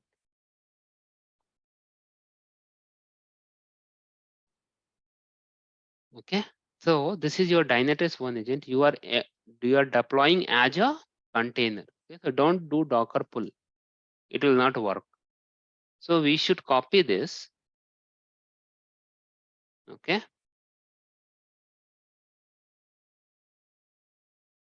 Paste it. Okay. What is that? What are things as required? OneAgent installer script URL. Replace with your URL. So I should know Dynatrace URL, right? So I will go here. This is my Dynatrace URL. Guys, are you getting my point? Yes, yes. I will change it here. Then what is required? OneAgent installer downloaded API token. So I need Dynatrace token to install Dynatrace OneAgent. So I will go here. Okay. But this is not your script URL. I'll tell you. Wait. First, I should go deploy Dynatrace. Your script URL is here. Linux. Create. This is your AP token. Okay. So just copy this token. Control A, Control C. This is your token. Okay. Token you got. This is not complete script URL. Script URL should be till here to till here. Yeah, till here. I think till here. Okay. This is your script URL. Okay.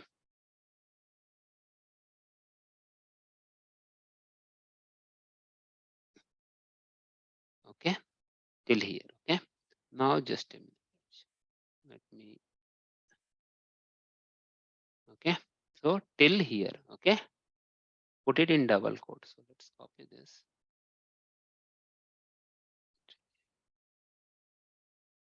Okay. So this is your, you need to assign like this. You need to do that. Okay.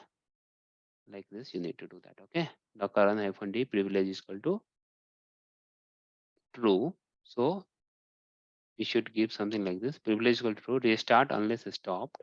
Okay. PID host. Something is coming, right? So this like this. Okay. We should give. So let's change this. Copy this. Control C.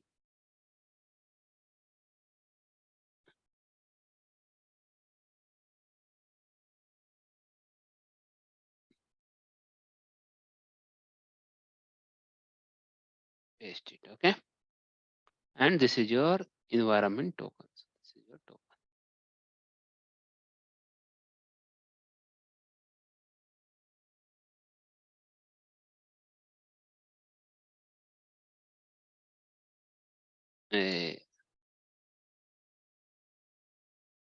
Control C.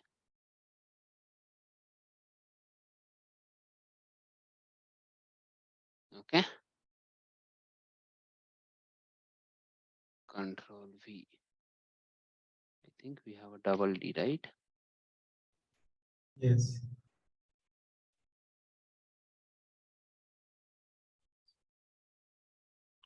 This you note it on Dynatrace OneAgent for as a container install. You keep it, change the URL, change the token. That's it.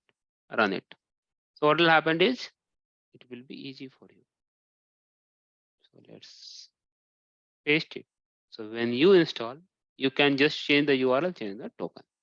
So this command needs to be ran in one go, right? One go. Whole, yeah. Yeah. So now let's run it.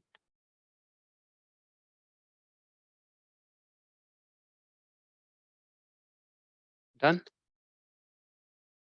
You should type docker ps. How many container? Docker ps. How many containers should be? 3. Dynatrace is also running. You can see here.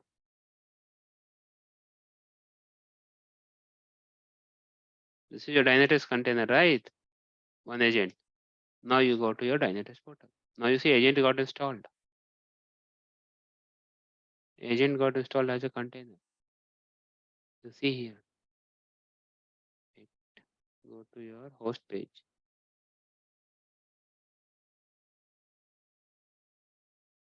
Wait for a few minutes. Not yet.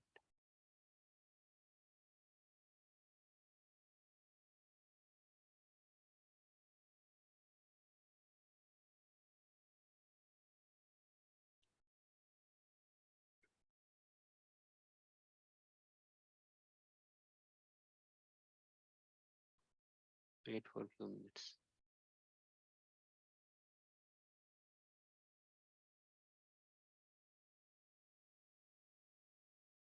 6:46.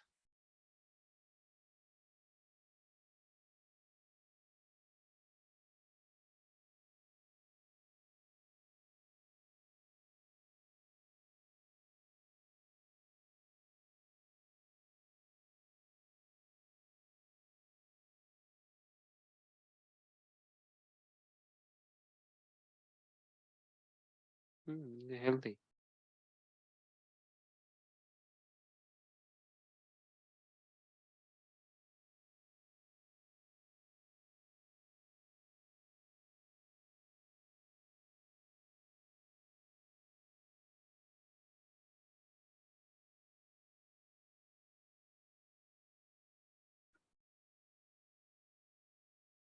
Not this one.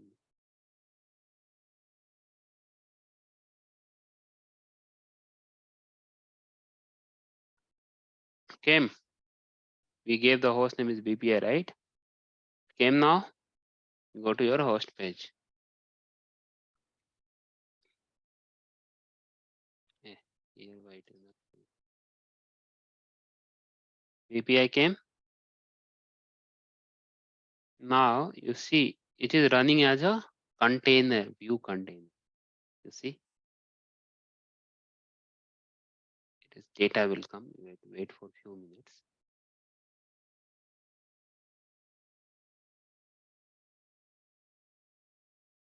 Yeah, you go. You can see here, right? Now you are getting container, but another host does not have a container. Why? Because we install normal one. Okay? We have a Docker page also, a specific Docker page where you can see all the Docker image container. So we have this container page right now. You see, we have a 3 containers group, right? If you go this, yeah, what are containers are inside there? These are things are running. Okay, if you go to nginx, see their CPU usage, there all the metrics you are getting. Nginx is running, host BPI, what is the container uses, if there are any events, all those things it will show. Okay, is it clear how you can install agent as a container? Are you getting my point? Actually, we have one more page for Docker. This page will deprecate it. Okay, this page will get in no longer will be accessible in near future. Okay, this page. Okay, so now they are giving this page, contain a new generic page. This one. This will be your in future. Okay, so you can filter by container group name, image name. So we have a 3 image, right? So you can put the process group name, Kubernetes name is this. Now Kubernetes container name. Right now we have not integrated Kubernetes, right? Let's do that Kubernetes integration. Then we can see that how we can do that. Okay. Is it clear, guys? Any doubt to understand? Yes, So how Steve. you? Okay. So there is a few commands you should be knowing. Okay. Okay. So I'm writing here. First command is docker pull. Pull and image name means that image pull image name. So means that you are pulling the image from either locally, yeah, Docker Hub. Okay, Docker Hub we have a public repo and private repo. Okay, you can create your own public repo, yeah, private repo, and you can pull that image. Okay, so your image means you are extracting that file. Okay, in your server. Okay, once Docker is installed, Docker is running, extracting that image. Now you need to run the image. So every images you need to run it. They have a different process. Okay, for Dynatrace OneAgent we ran from this way, right? From this command. Okay, but basically then we need to run the image. Run the images. So we should have Docker run have. Okay, Docker run. If you are running as a detached mode, -d till it will be same. After that, it could be anything. Okay, either you can give image name directly, just like I did normally, but it will not open because the Nginx we have a 5 steps, right? So you need to for running that image. Okay, then we have Docker PS to check whether container is running or not. Running. Okay, if you do Docker PS-a means it will give both running container and exited container. Okay, then what else? Then we have few. These are the basic command. Okay, then we have Docker. You want to log in inside the container. Log into inside the container. Docker exec-it then container ID. Okay, then delete rm-rf container ID. Then Okay, start, stop. Docker start and Docker stop, right? So you want to start, then you should give, okay, like you want to start the container, right? So Docker start container ID, Docker start, then container ID, container name, container ID, Docker version. container name, yeah, container ID. Same way, Docker stop, then Docker stop, not okay. Then we have Docker -version. These are the basic command. As a monitoring, you should be knowing Docker logs. Okay, and then you give that image name, container ID, all those things. Okay, these are the basic command you should be knowing. For Dynatrace OneAgent, right? You are using an AppD or Dynatrace, any tools you are using, you want to install as a container, you should have this. This command has been given from you only. Even the DevOps team also will not give it. It will help you out. You should provide this command. Yes. I think Bunesh has a lot of experience, right? He's a more senior resource over here. Right, Bunesh? Yeah. You should provide this command and then you should tell to DevOps team, hey, install Dynatrace OneAgent on this summer using this command. Right. They will not give it. They will tell, okay, They will not remember, right? What is privilege to PID host, net host, this host /MNT. Who will be knowing that? No. They need to read 5 days if you don't give the command. Definitely, I'm telling you. Yeah, yeah. I have implemented, I'm telling you, Dynatrace, AppD, and Datadog. These 3 tools and Telegraph, these 4 tools, I have implemented for many customers across the world. Okay. For simple thing I'm talking with you, like they're asking me to do it. They're saying I'm not able to do it. Then why you are a DevOps engineer? Why you are getting that much salary? But they say, no, this is your part. This is your plate of work. You should give us. I'll run it. Then you give me access. I will run it. I used to argue with them. Then you give me access. I will run it.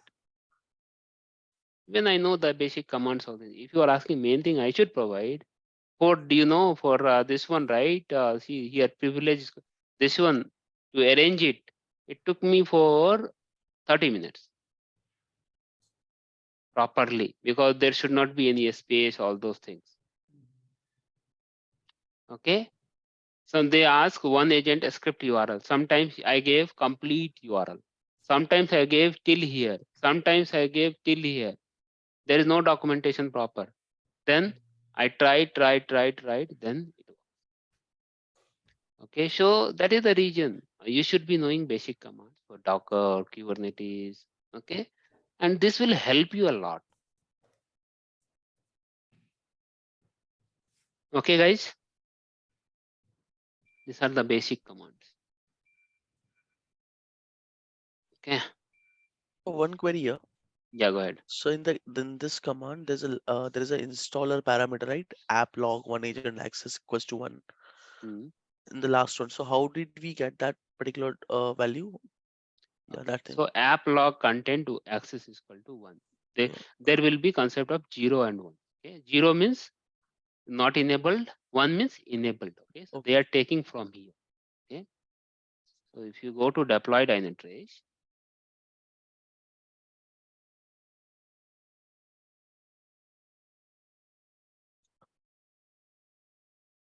start installation, Linux, create token, and you see here. Now I disable this part. You see here, application log, right? I disable this. Okay. Then you see this. Now what is this? App log content access true. Okay. Okay. Now I disable this. It is coming false. It is taking, but in that it is taking 0, 1 in this. In this is taking 0, 1. They considering they have written such a way that the files, Docker files, like 0 as a fail or 1 as 0 as a log monitoring is not enabled. 1 is as a enabled. Okay. Okay. So that is the parameter that will be default, and the values will change. Yeah. Yeah. If you give this here 0, means that still agent will get installed, but log monitoring will be disabled. Okay. Okay. Okay, guys, let's take a break for 15 minutes, 15 minutes, not 50, 15 minutes, and we'll meet at 25, 7:25, and then we'll have a session on EKS integration. And then we'll close it. Okay. Okay, Yeah, sir. sure. Okay.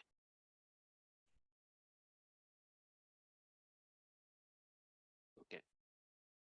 So today, now we'll be discussing about how we can integrate Dynatrace with Kubernetes. Okay.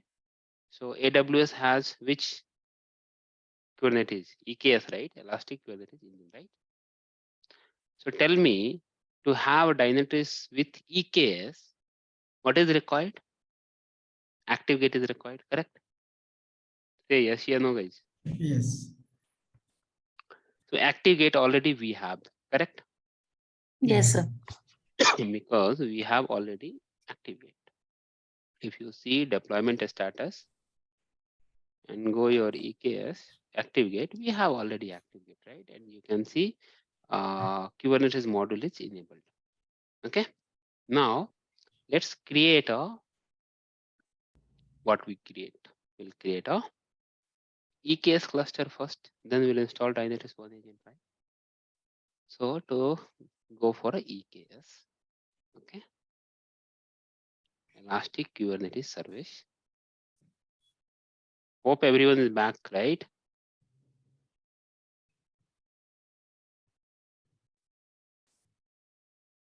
So Add for cluster. Kubernetes, we need this kind of instance, right?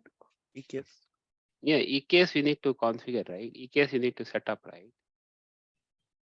So we need to create. So I am giving cluster name is EKS01. Okay. Now we have Kubernetes version is 1.24. Select. So before creating a EKS Kubernetes cluster, we need to create a role. Okay. Then only you can create a cluster. So to create a role, where I should go?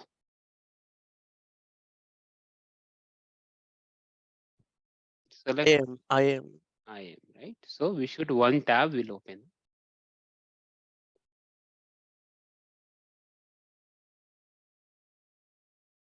Tell me for to create a cluster, what are the roles is required?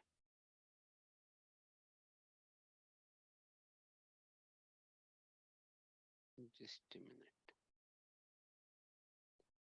What are the roles are required? I should go to roles, right? Create a role. Guys say yes or no. Everyone has a little bit understanding of AWS. Yes, sir. Okay. Thank you, guys. Let me go with that documentation.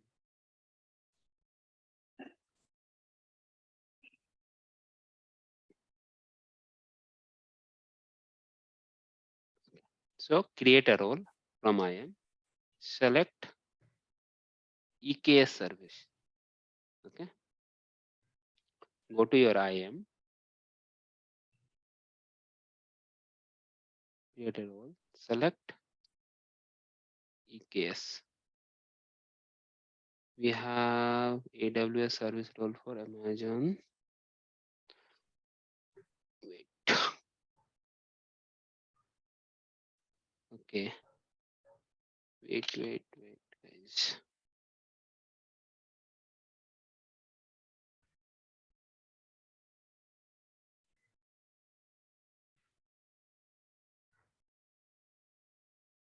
Yeah. Go to IAM. Create a role. What we need to search? We need to search for. Did I create a role? No, right? Create a role. Select AWS service, and here we need to search EKS. Okay. And we need to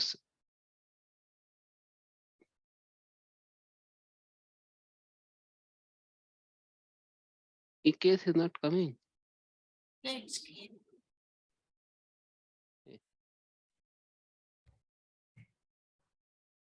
EKS is there, no? Search for EKS. And we have EKS cluster, right? You select that EKS cluster. Okay. And next, we should select EKS cluster. Remember, guys, okay? What we need to select? EKS cluster. EKS cluster. Okay. Then we should go next. Okay. And then set a permission boundary. Nothing. Next. Role name we should give EKS cluster role. What role we should give them? EKS cluster role. Remember, let me write in notepad here. So we'll do a step by step. So I'll give you the doc. First, create EKS cluster. Before that, we're creating a cluster. We should create a role with EKS cluster role. EKS cluster role was there, right? EKS cluster role. Okay. So now We gave that EKS cluster. Here you have that recording, right? So EKS cluster role, all those things. And anything add permission now, create. So role is The created. DKS policy, it will automatically take, right? Yeah. So for cluster automatically it takes. Okay. Now, if you go to your now EKS, now if you refresh this, EKS cluster role will be. Okay. So we have filled this. Then encryption and all not required. This and go to next tag. I'm not considering. VPC. Okay. Select subnet. Security group. Okay.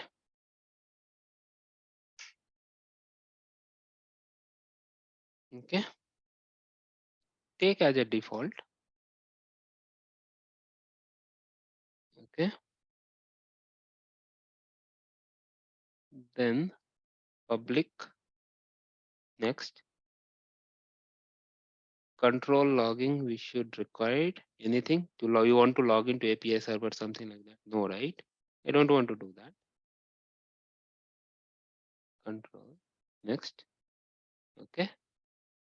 Next. Okay, you can check it. Everything. Next. Create. That's it. Role EKS cluster is created. You can do little customization. Okay.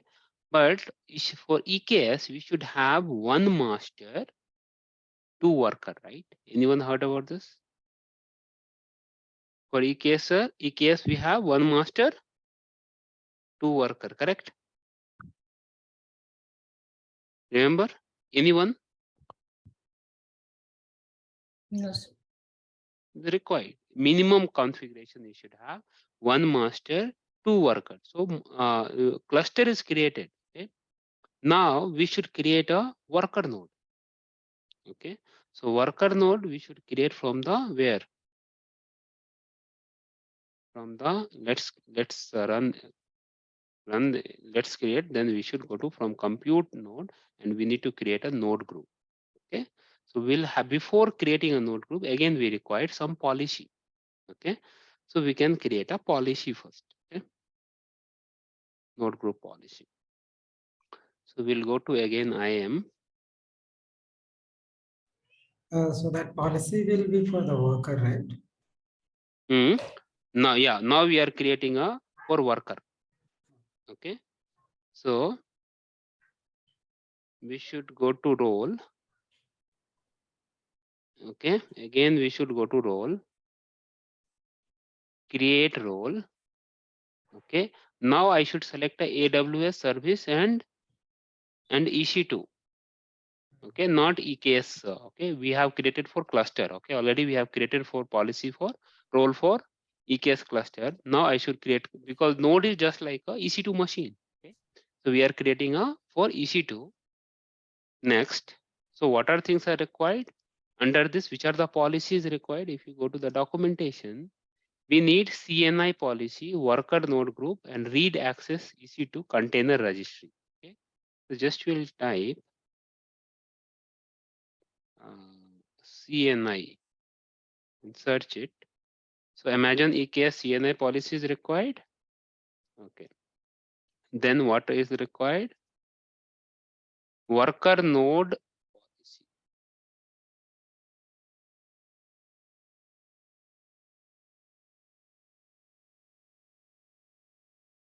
Is not coming.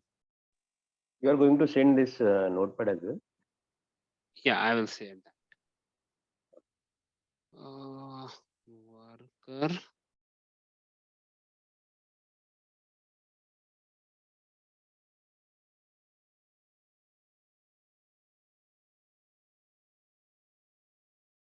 okay. Worker node is not coming. That was a spelling mistake. Wait. Just to type node. Mhm. CNI is done, right? Then we'll type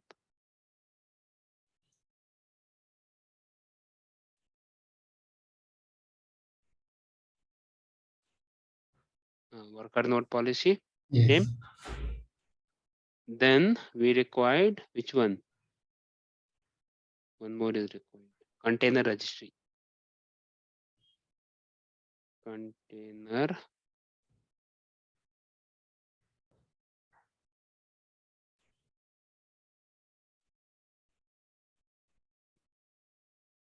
just you search it. Imagine EC2 container registry. Read only. Think this one. Wait. Just you type registry. I think this is only read only required. I think so. EC2 container registry read only. Yeah.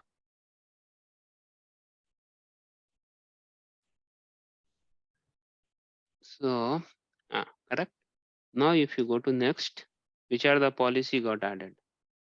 Imagine EC2 container registry read only. Imagine EKS worker node policy, and imagine EKS CNI policy. Correct. Now we'll create a role. The role name will what would role name will give node group, right? EKS node group. GROUP group. Okay, node group and create a role. What is name? Invalid name. Role name can contain alphanumeric 01. Okay, can be created, right? Node group 01. Yeah. What happened? Okay. So role EKS node group 01 is created. Let me note it down while deleting. It can be remembered. So we required role group name is given EKS node group 01. Correct? Yes. Now let's go to our where? Our here. This is running. Still it is creating. Wait for this.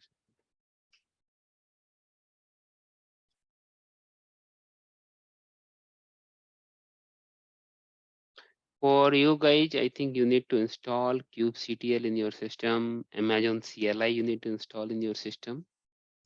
Okay. Let's wait for 5 minutes. It will take hardly time. So,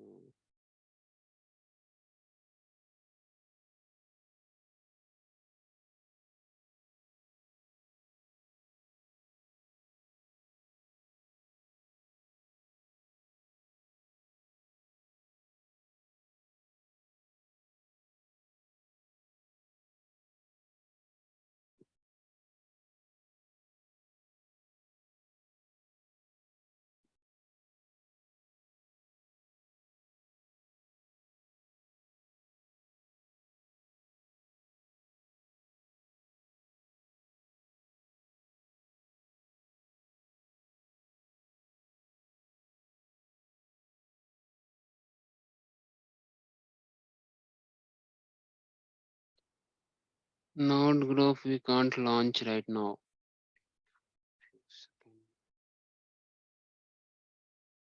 It takes 5 to 10 minutes. As a monitoring admin, if you know this much, right, to create a clusters, all those things, this suffice your, no, right? Correct?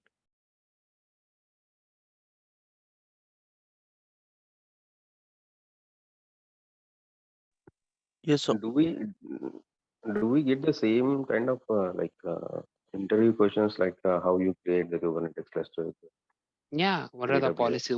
Yeah. What are the policies? You said, I know Kubernetes. Can you tell me the Kubernetes architecture first? Then can you tell me while creating a node group, what are the default policy you need to select? Okay? There are a lot of things they'll ask you. Okay. So one second, let me go to IAM. IAM, meanwhile, we'll do different things. A lot of things are required, okay? Lot of dependency we have. Okay? If you go IAM, we need to enable security credentials, okay? So we should not MFA, we should not CloudFront, not so you need to remember, create access key. Okay. So this is my copy this. This is my access key.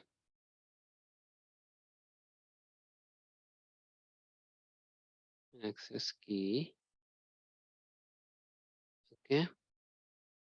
And this is my secret key.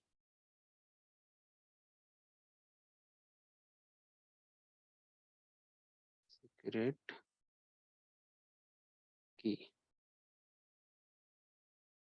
Okay. Now let's we have a download file, download CSV file. You can do that. Okay, I have downloaded where OneDrive. No. Okay, done. Okay, this is done. Okay, let's go to here, refresh it.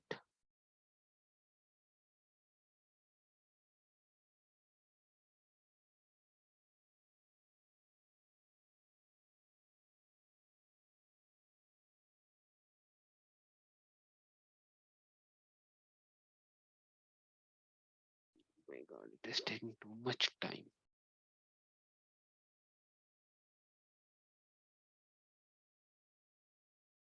Now we should configure with help of access key and secret key. We'll configure that. Let's open your CMD command prompt. Okay, and then AWS configure. You know that, right? How to configure AWS? Anyone did it earlier? If you type AWS configure, what will ask? What is your access key? That is the region we took it. So this is my access key.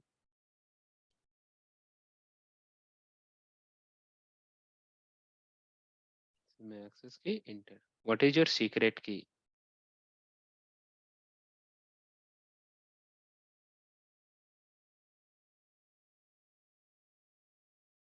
Okay. Default region, I will keep default. Default output default. Here, this is on AWS is configured. Okay. There are a lot of things you need to do that. Okay. So this part is clear how to configure AWS. So you need to install AWS CLI client in your system. If you do that, I think it will not, it will give you that error. Can you try it? Somebody?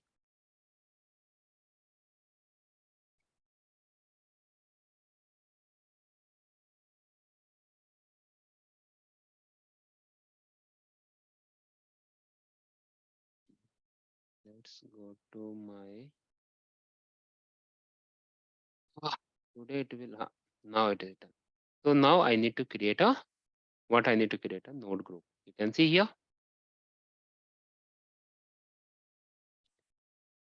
If you now, if you run this command, if you run this command, where we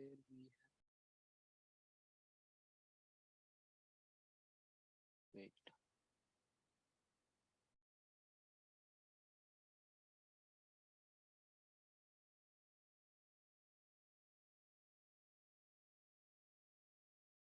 if you see, if you run this, so we should keep EKS 01, right? We gave this. If you see this cluster status and copy this command, and if you run it, what it will show? active. It is showing, right? Guys, see, it is showing yes or no? Yeah. Yes, yes. It is showing active. So now you can see here also, it is showing active. So my cluster is active now. Now I need to create a node group. So I will go to add node group. Node group name is what? Node group name I kept.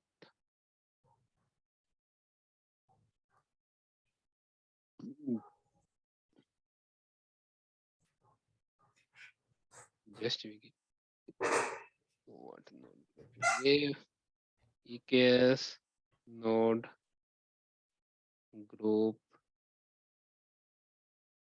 01. Okay. Select role, you can see already is coming. Oh, same name. Huh? 001.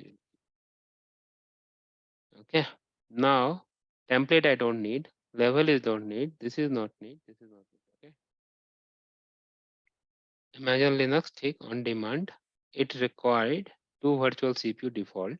This is fine. 20 GB of space. Disk size. This is also fine. We'll keep as it is. I think so. Here we should do some changes. I think my understanding.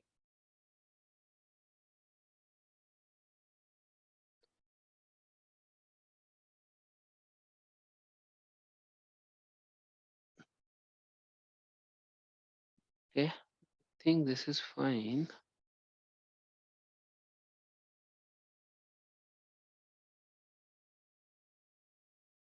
I think percentage wide a number is required.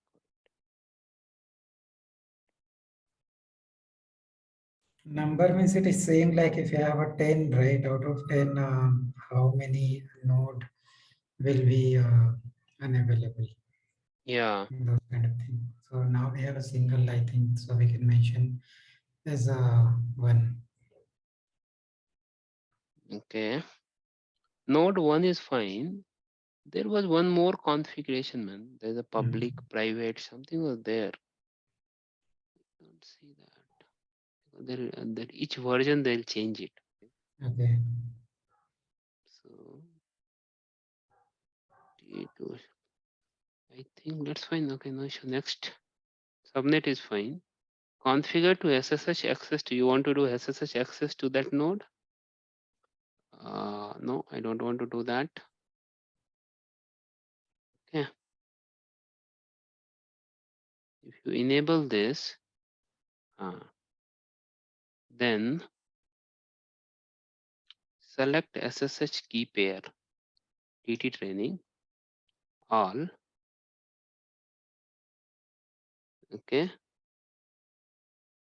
And this will suffice. Next. Anything we need to do now? Great. So node group is also getting created.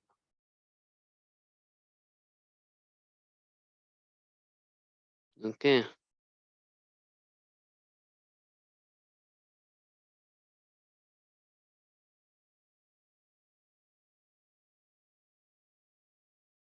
Now it is getting created. Node group. You refresh it. The status you can see that.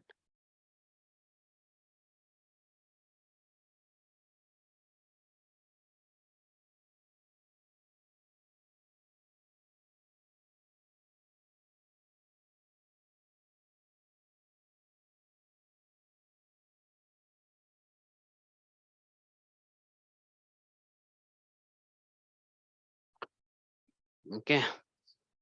Till it is running. So we'll go here.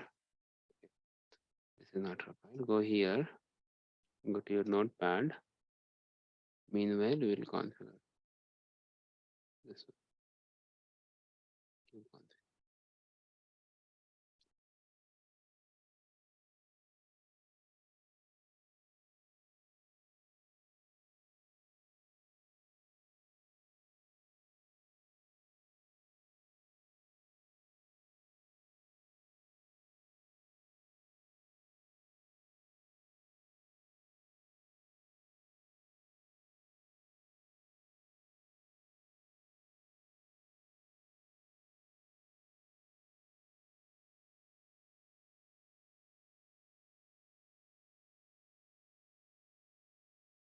updated. Okay. Okay.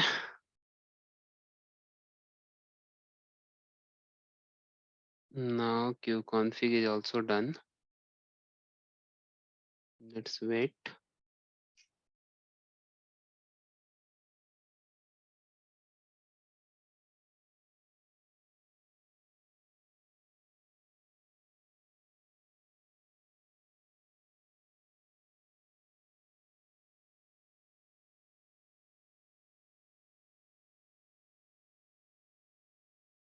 Still it is creating. Meanwhile, you can check whether kubectl is working or not. ctl get ns.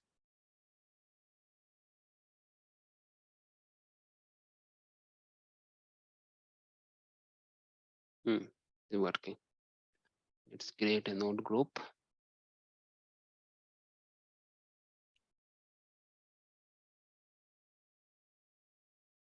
Status is, now you can see status is Active. active. Now where I should go? I should go to my Dynatrace portal.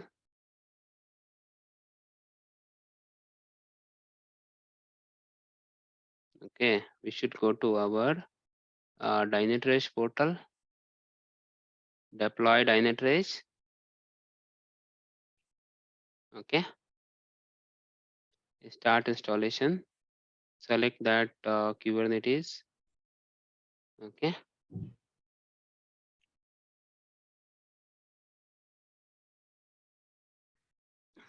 Okay, we give the name. So what is the cluster name we have given over there? EKS 01, right? Now group name you can keep as optional.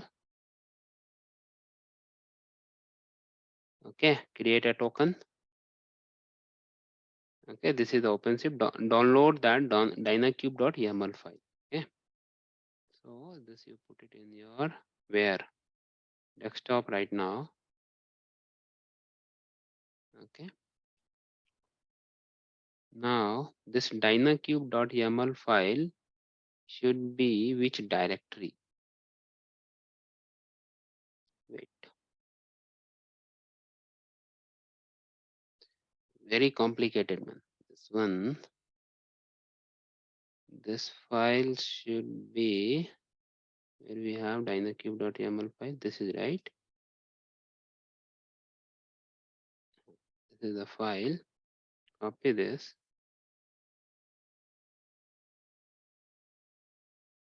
Copy this file. Okay, before that, we'll what we can do is we can run this, right? This we can run it, right?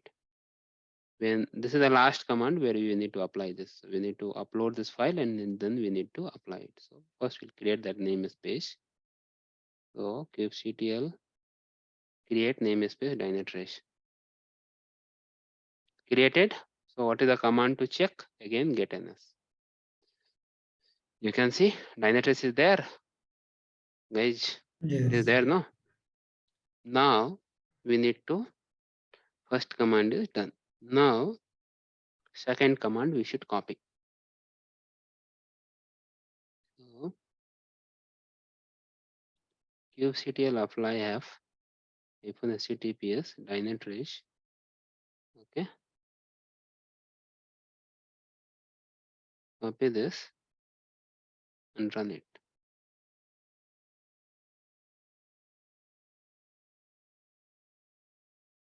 Okay,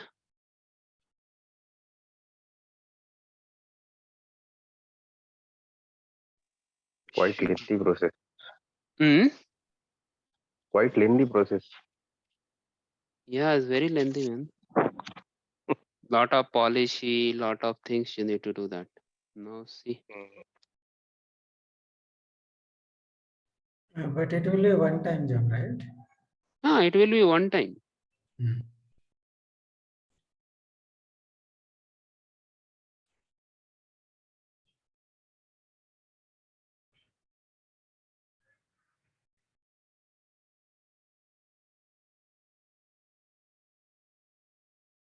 taking too much time.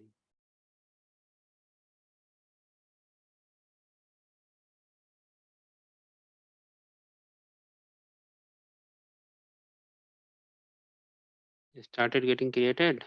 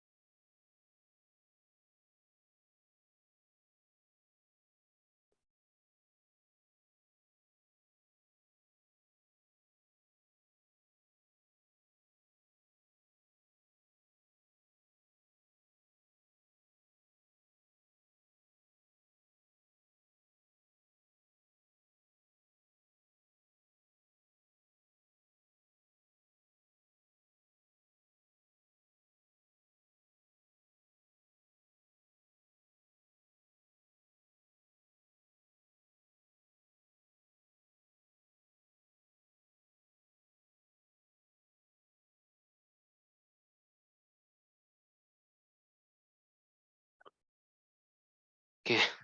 Meanwhile, let's wait. Meanwhile, what we can do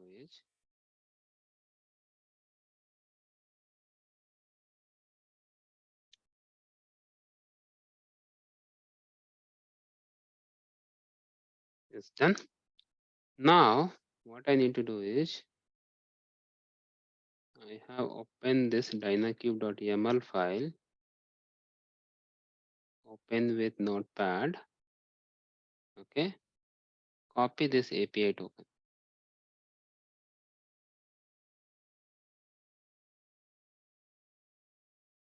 Okay, go to your here. You replace it.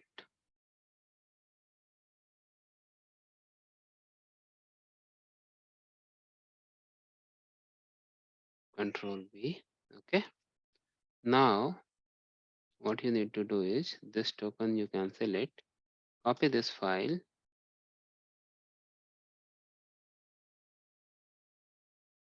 The user. This file you delete it and paste it. When you are doing first time, right, you need to install kubectl, all those things. Okay, just you Google download kubectl and install it. Okay, which directory you want to install, make sure that you install under the user directory. Okay, you need to install AWS CLI, all those things. Okay, now I should open this. Now I have copied, right, this command, right? Oh,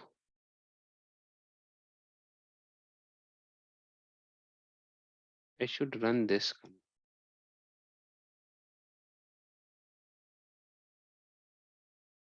Okay, I should run. If you go to that documentation like Dynatrace portal, right, they have not given this command. Okay, so copy, I have copied this. Okay, it will create a secret. Go here and paste it.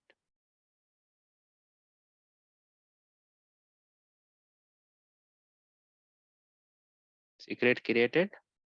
Now we are in the same directory where we have uploaded dynacube.yaml file. Guys, we are in same directory, right? Yes. Okay, so I will go to my Dynatrace portal and copy last command.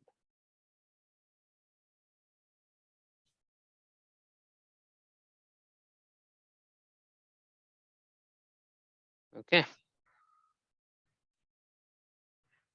go here, paste it.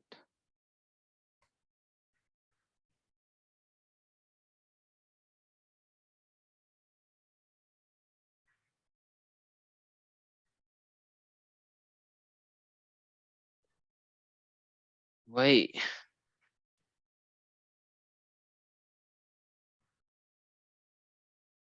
Error from the server, internal error. When creating a dynacube.yaml file, internal error occurred. Failed calling webhook. Dynatrace failed to call webhook. Post HTTP Dynatrace webhook. SVC 443 validate timeout 2 seconds. No available for service Dynatrace webhook. It is there, right? Why it is not taking?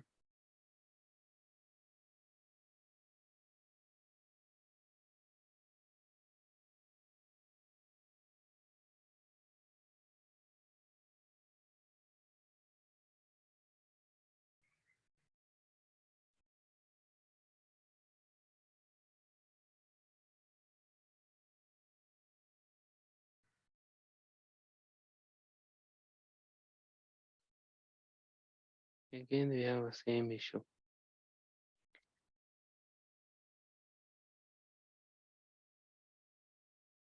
My God.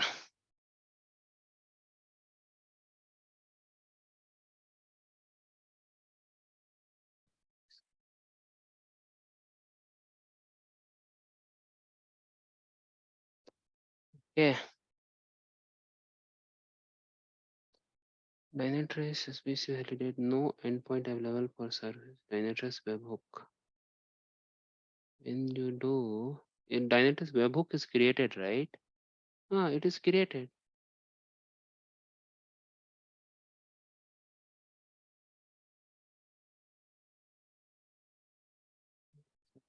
It is created.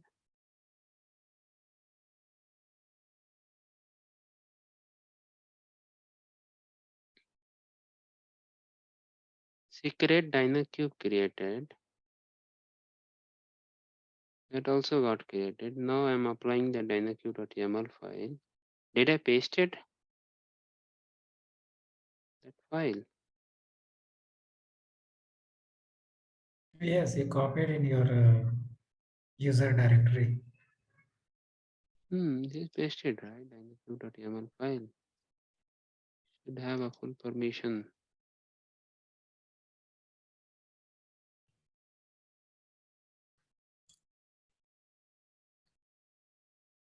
We have a full control.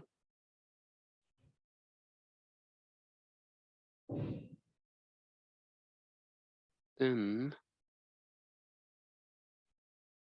error when creating a dynacube.yaml file. Web failing calling webhook dynatrace.com.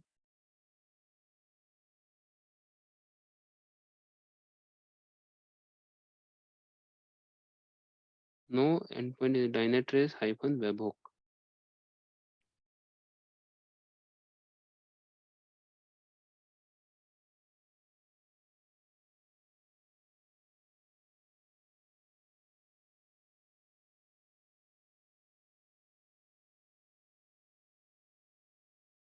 Somewhere I missed something.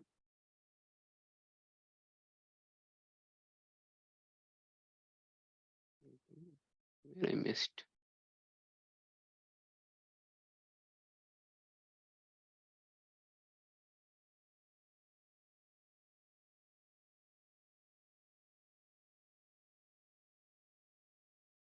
If you go, I have selected.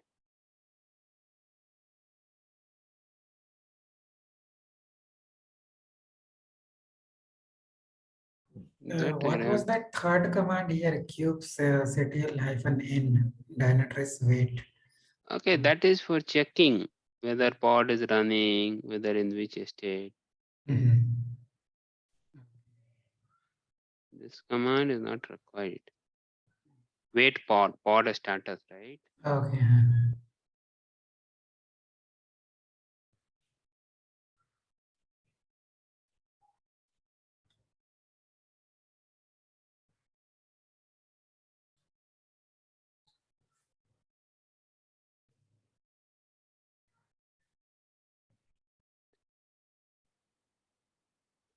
Whether node group is running. 01. compute. Both are active. Yeah, both are ready.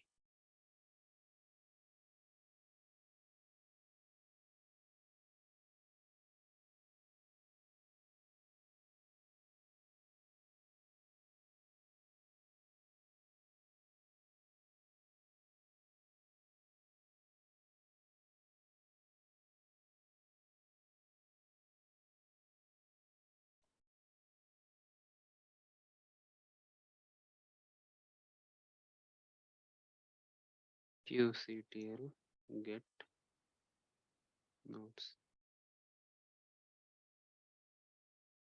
Okay.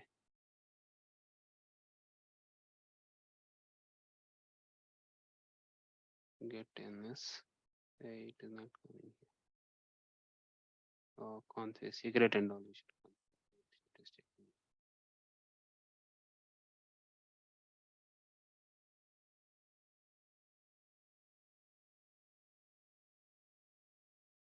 This is not required at all.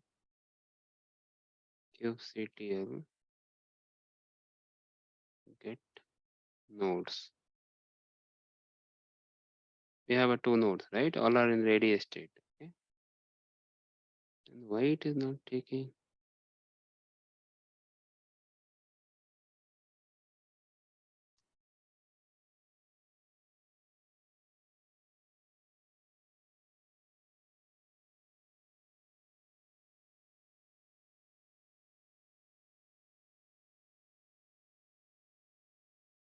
Maybe this command is failing.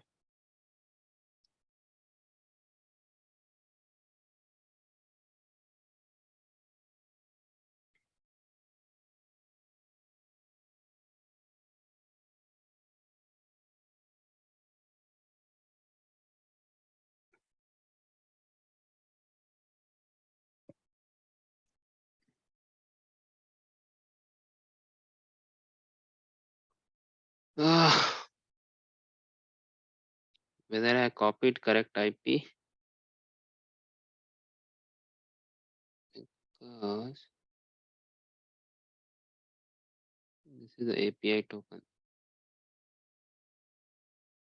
TA, right? You go to your Dynatrace portal.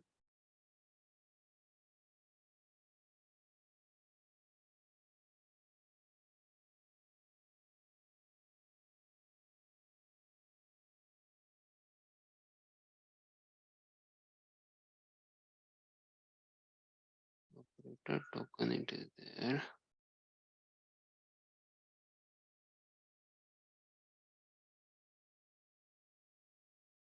It is not running.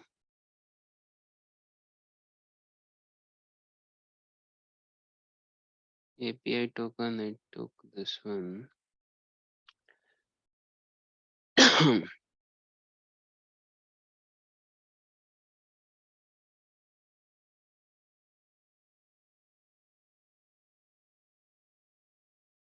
This is your API token. Let me take this token, data ingest token. I think this token is that token, which token is required.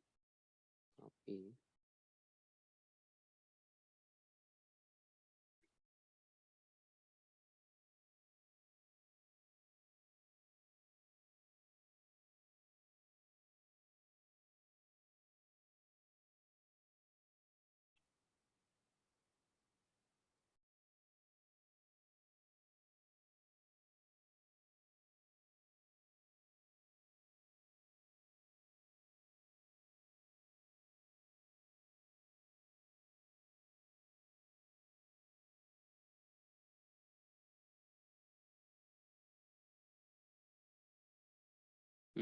That is not.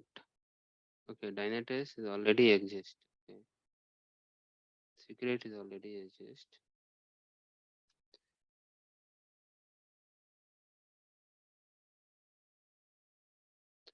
I'm not sure why it is failing. I need to do some troubleshooting and then I'll come to know that. Okay.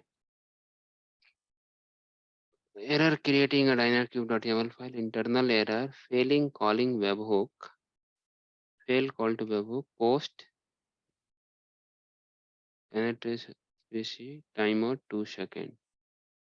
No endpoint available for service Dynatrace -webhook.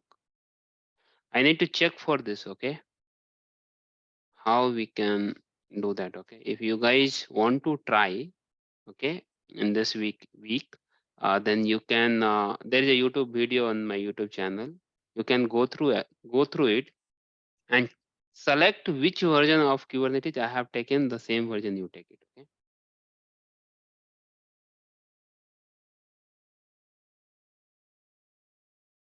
Can you hear me?